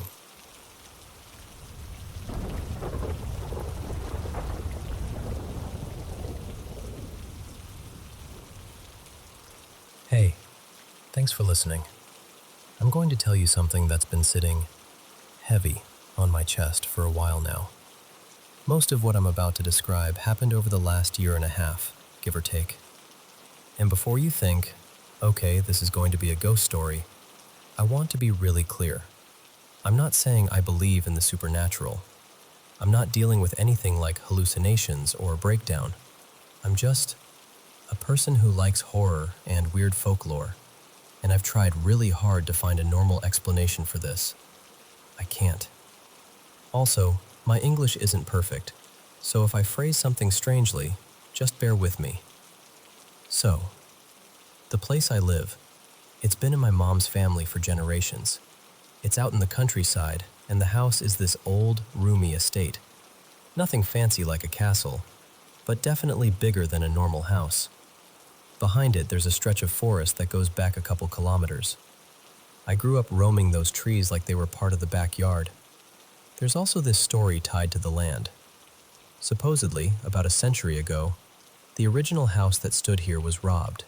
Some writer, a woman from the local legend, took off with a bunch of silver and then the place burned down. We even found this battered little ledger during renovations, like a family history book, but it vanished after we moved things around. I still get annoyed thinking about it because it felt like proof that the land had history. Anyway, it was a good place, a safe place, until it wasn't. The first time it happened, my bandmates had come to crash at my place because we had a show nearby the next day. We'd been up late messing around, laughing, eating junk, the usual. They all decided to sleep in the downstairs den because it's basically our second living room, and I went up to my bedroom on the second floor. It was summer, hot and still, so I left my window open. I fell into bed around maybe 2 or 2:30 a.m., And right as I was slipping into sleep, I snapped fully awake because something outside sounded like a person being torn in half. It was a scream, but not like a movie scream, not even like a drunk person yelling. This was raw, harsh, like something with a shredded throat pushing air through it anyway. The scream would last maybe 4 seconds. Then there'd be this awful, scraping inhale, just as loud, like the thing was dragging breath back into its body. Then another scream, over and over. And the worst part was how close it sounded, like it was right in front of the house, right under my open window. At first, my brain tried to be sensible.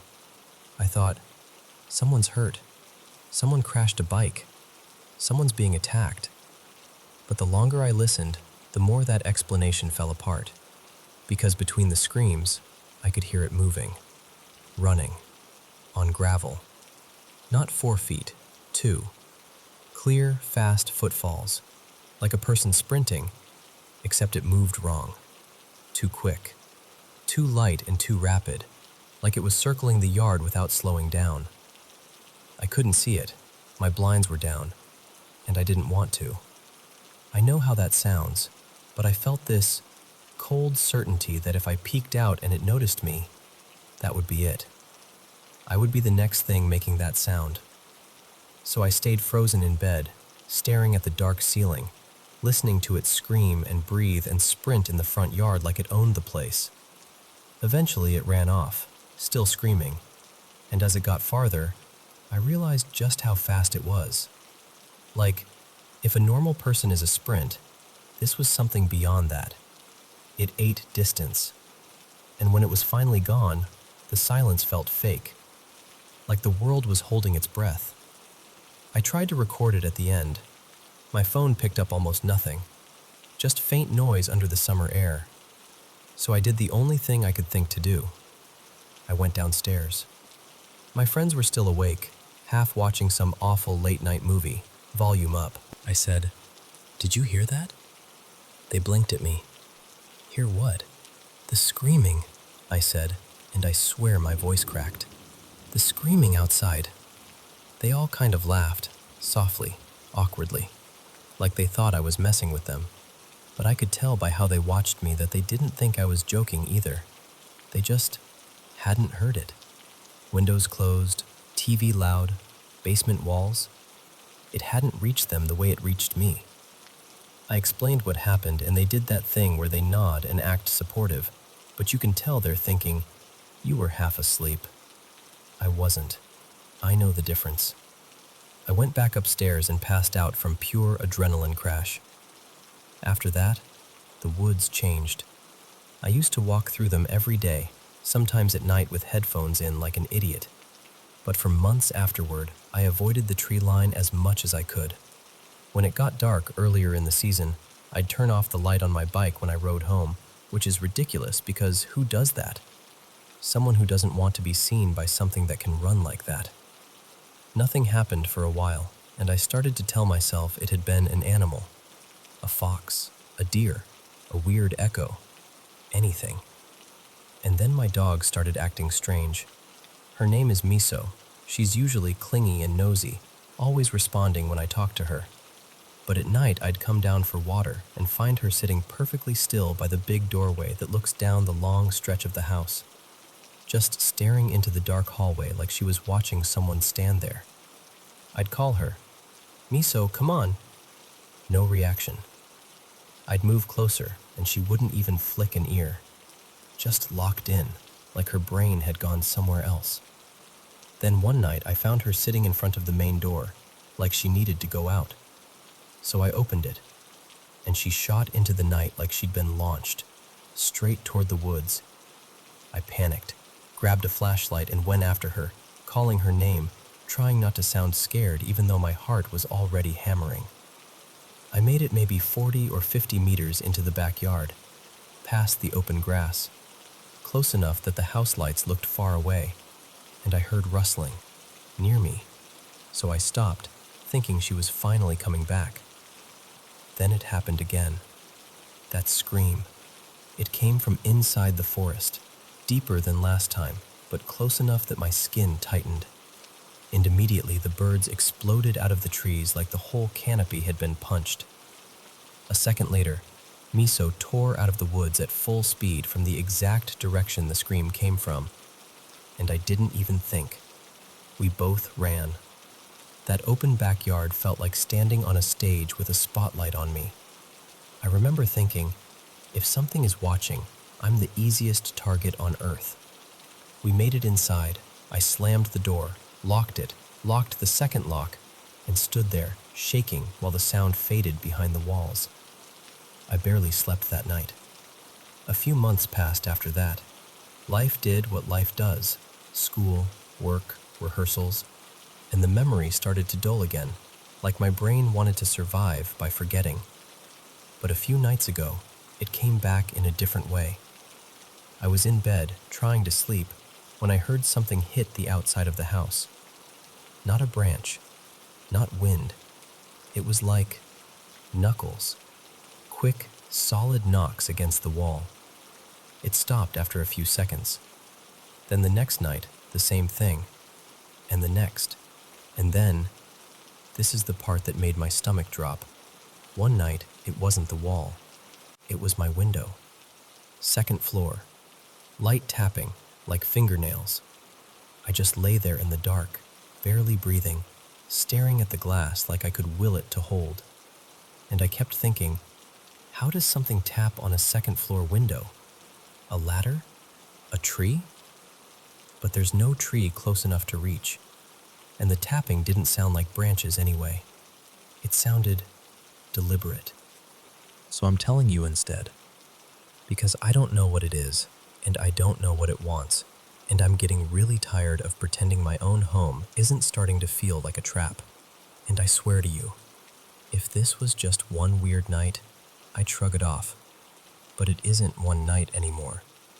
It feels like something has learned where I live.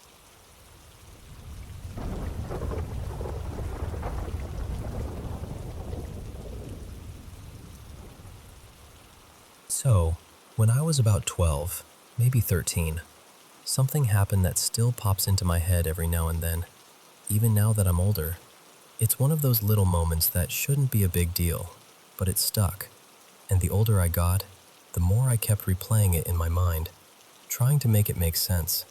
This was in early summer, July, I think, here in my country, where summer isn't just hot, it's aggressively hot. No breeze, no wind, just thick humidity and heat that feels like it's pressing down on you. The kind of weather where even the air feels heavy and tired. At the time, my whole family was away. My mom and my siblings were traveling, so it was just me and my dad in this big, quiet villa. No housekeeper back then, and the place felt extra empty because of it. Every sound echoed. Every hallway felt longer. That day had already drained me. We slept in late, and then my dad went out to do errands, groceries, household stuff, heavy things. He'd recently had heart surgery, so he wasn't supposed to lift much of anything, which meant, yeah, that was me. So I'm hauling bags inside, stacking groceries, carrying awkward boxes, even dragging in those big water jugs like I'm some tiny exhausted delivery guy. By the time everything was done, it was around 9 p.m., Friday night. And Friday nights mattered to me back then. It was the best night, the last free night before the school week started creeping into your brain. I was destroyed, but I refused to waste it by sleeping early. All I wanted was to flop down and play PlayStation for a couple hours like I'd earned it. My dad went upstairs like he always did. He was an early sleeper, especially after surgery.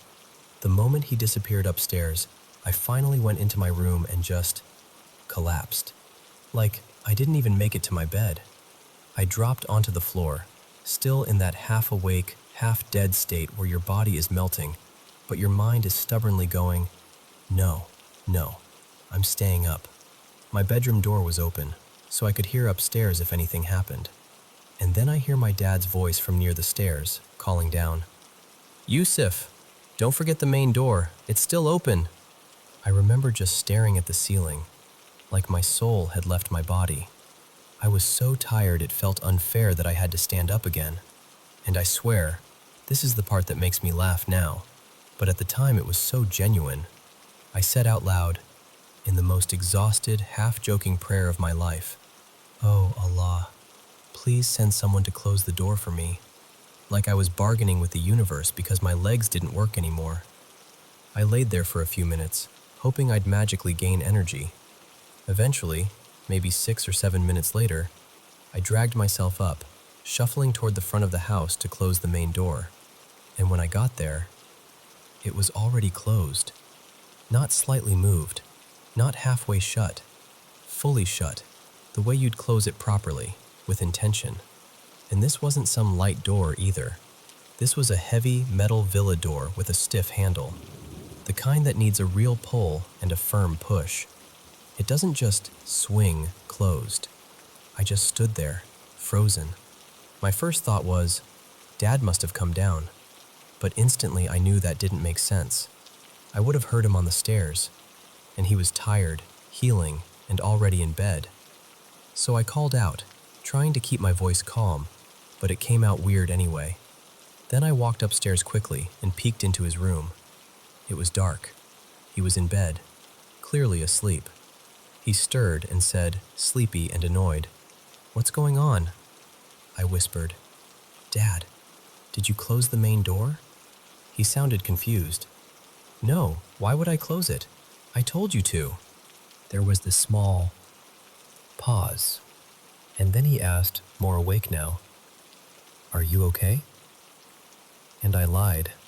I said, Yeah, just checking." But inside, I was not okay. That night I was genuinely scared. I walked around the villa, checking rooms like I was in some low-budget horror movie. The place was huge and silent, and every little sound felt louder because of how empty it was. But nothing looked disturbed. Nothing was missing. No signs of anyone. And the thing is, we live in a very safe place. Like, ridiculously safe. Our neighborhood is quiet. Families know each other. Nothing creepy ever happens. That's part of why this bothered me so much. Because stuff like this just doesn't happen here. The next morning, I asked my dad again in a more normal way, and he said something that made my stomach drop all over again. "Yeah, I saw it open. Fully open." So the timeline was real. He saw it open. He called me. Minutes later, I found it closed, and I hadn't touched it. For years after that, I kept circling the same question. How does a heavy iron door close by itself on a windless summer night? Because there was no breeze. Not even a whisper of wind. And even if there were, that door wouldn't move from it. You'd have to want to close that door. When I was younger, I'll admit, I let my mind go to the supernatural. I'd think about my tired little prayer and wonder if something actually responded. But as I got older, I started leaning toward a different explanation, one that honestly scares me in a more realistic way, but also makes more sense. I don't think the door magically closed. I think someone opened it. Like, maybe the door had been shut but not locked. And while my dad was upstairs and I was lying exhausted in my room, someone, some human being, opened it. My dad saw it open and called down, and before I reached the front door, that person quietly closed it again and left. And why would someone do that? Because all the villas in our area look almost identical. Same design, same door style, same layout. It wouldn't be hard for someone to walk up to the wrong house. Maybe a neighbor's guest. Maybe someone visiting someone nearby. Maybe a delivery person confused in the dark. Try the door. Realize instantly they're in the wrong place. And then close it quickly and smoothly, like, nope, not this one. Nothing was stolen. Nothing was damaged. We didn't hear any footsteps, any banging, any panic. Just open, then closed. And still, even with that explanation, the weird part is, how did they open it at all unless it wasn't locked? So sometimes I still think about that tired little prayer I made. how ridiculous it was, and I wonder if it got answered in the most accidental way possible. Not by a djinn, but by a random person who just happened to close the door right after my dad yelled. Or maybe it really was someone who entered by mistake and left. I'll never know.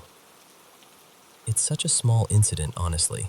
No big dramatic ending, no proof, no cameras back then. Just one heavy door that was open and then suddenly wasn't. But it stayed with me, because where I live, we don't really get strange stories. Not like that. So when something even slightly eerie happens, it feels extra loud in your memory. And every once in a while, even now, I still catch myself thinking, what actually happened that night?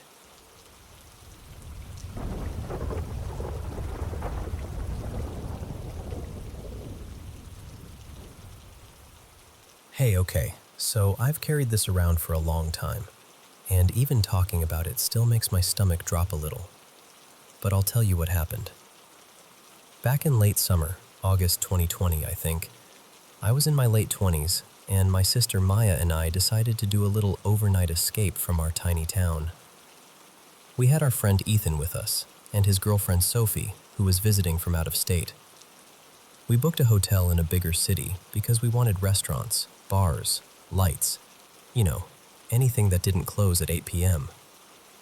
But we didn't drive straight there, because Maya and I had been hyping up this spooky spot we'd found not too far from the route, about 40 minutes from the hotel. It's in North Carolina, and people call it the Devil's Tramping Ground. If you've never heard of it, it's basically this wide, barren circle in the middle of the woods where nothing grows. Not grass, not weeds, just dirt. And the thing that always messed with me? The place felt empty in a way the forest around it didn't. Like you'd expect birds or squirrels or something, but it was quiet in a way that made your ears feel too loud. The legend says the devil paces that circle at night, thinking up evil. Real dramatic. And there are all these stories. Stuff left in the circle gets moved or vanishes by morning. People get turned around on the trails like the paths change, and folks swear they lose time out there. Maya and I had already gone twice before, but only during the day. And honestly, those daytime trips were almost peaceful, beautiful even. Weird, but not scary. So we thought, let's take Ethan and Sophie, make it an adventure. Ethan, who is the kind of person who needs everything to make logical sense, was like, if we're doing this, we're going late. He actually said something about wanting to be there around the witching hour, because of course he did. So we aimed for around 3 a.m. And listen, right away the drive felt wrong. It was this narrow 2-lane road through the woods with no streetlights, and every few minutes we'd hit these sudden pockets of thick fog. Not normal mist, like dense, sitting low, swallowing your headlights fog. In the middle of August. And I remember thinking, this feels like a warning. I know that sounds dramatic, but it's the only way to say it. Then our navigation started glitching, like it kept trying to send us down these weird turns and recalculating in circles. It finally dumped us near this random spot that was close, but not right, like it was nudging us away from where we meant to go. Maya and Ethan were laughing it off, but my unease just kept climbing. Eventually, we found the pull-off. There's this little gravel area where you can park, and a metal gate across the entrance of the trail. We pulled up, and I swear to you, the second the car stopped, something in me just dropped. Like that instinctive animal part of your brain that says, no, don't. My hands went cold on the steering wheel. Maya and Ethan immediately wanted to hop out. Sophie kind of leaned forward between the seats like she was trying to see more. And I said, wait, just hold on. So we stayed in the car, windows cracked, flashlights on, and we pointed the beams through the gate into the trees, trying to get our eyes to adjust. That's when we heard it. At first it was faint, like it could have been, I don't know, wind? But it wasn't wind. It sounded like low drumming or chanting. Not loud, more like a steady, rhythmic thump with this murmur under it. And it came from off to the side of the gate, deeper in the woods. But then it stopped. And then it started again. And it did that a few times, quiet, then gone, then back. And each time it came back, it felt a little closer, or maybe just clearer, like it wanted to make sure we understood we weren't imagining it. For context, I was driving. Sophie was in the front passenger seat because she gets carsick in the back. Maya and Ethan were behind us. And then, this is where it gets hard to describe without sounding completely insane. I had my flashlight pointed at the gate, and suddenly I felt like I couldn't stop staring. Like my eyes had locked onto the entrance and my brain just refused to pull away. Time got weird. Like everything slowed down but also sped up at the same time. And out of the trees, fog started pouring toward the car. Not drifting, not rolling slowly. It rushed, like a wave, thick and heavy, pushing across the ground straight at us. And it looked almost backlit, like there was a faint glow inside it. Not bright, just enough to make it feel wrong, like it didn't belong to the natural darkness. I remember my mouth going dry. I remember thinking, I should move. I should back up. But I couldn't. It was like being caught in a staring contest with something you can't name.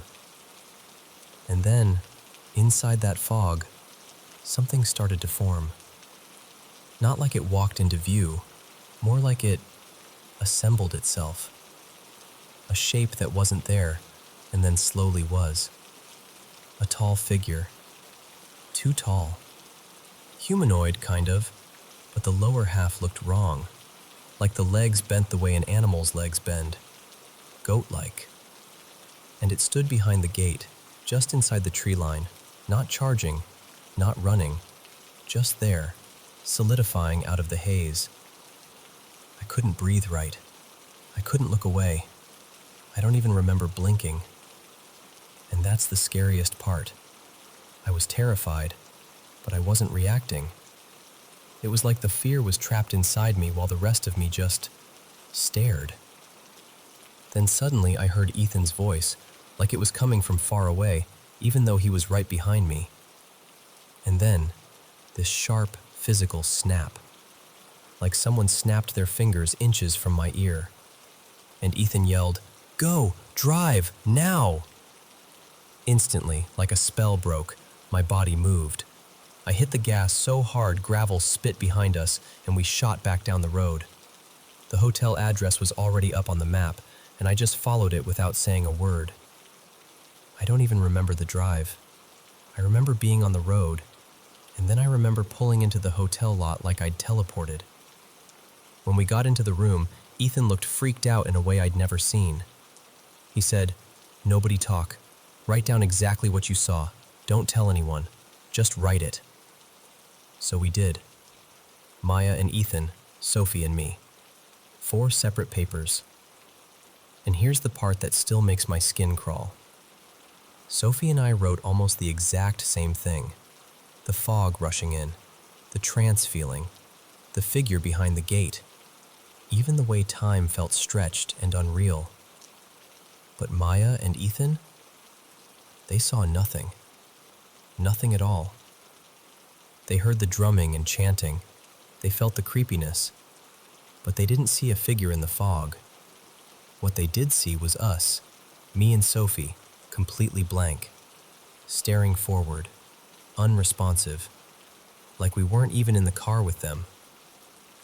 Maya told me she kept trying to get my attention, saying my name, touching my shoulder, asking what I was looking at. And I didn't answer. Sophie didn't answer. We didn't even flinch. And the timing didn't match either. To them, it was more like 10 minutes total. And that wasn't the last weird thing.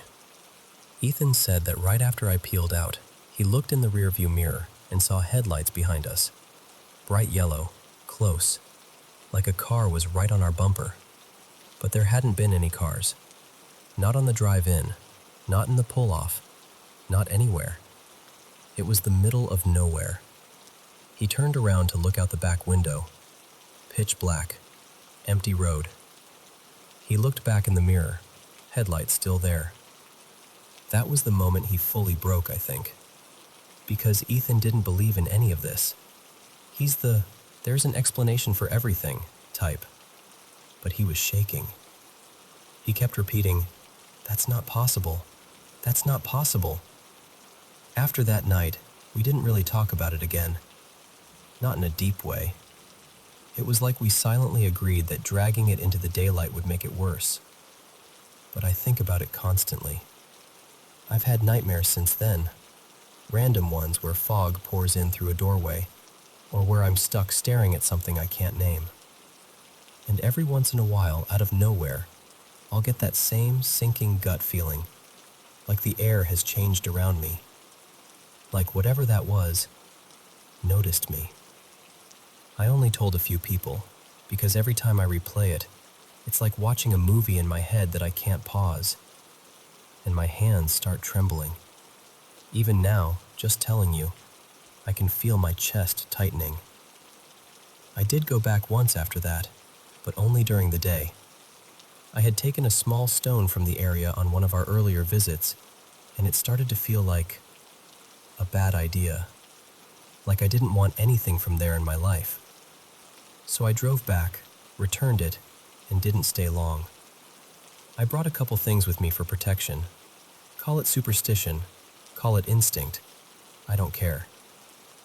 And when I got back to my car and started driving away, I reached up and realized one of my earrings was missing. Little hoops with clasps, ones that don't just slip off. I searched on the ground, in the car, in my hair. Gone. And that was it. I left. I didn't go back. I don't know what we saw. I don't know why Sophie and I saw the same thing while Maya and Ethan didn't.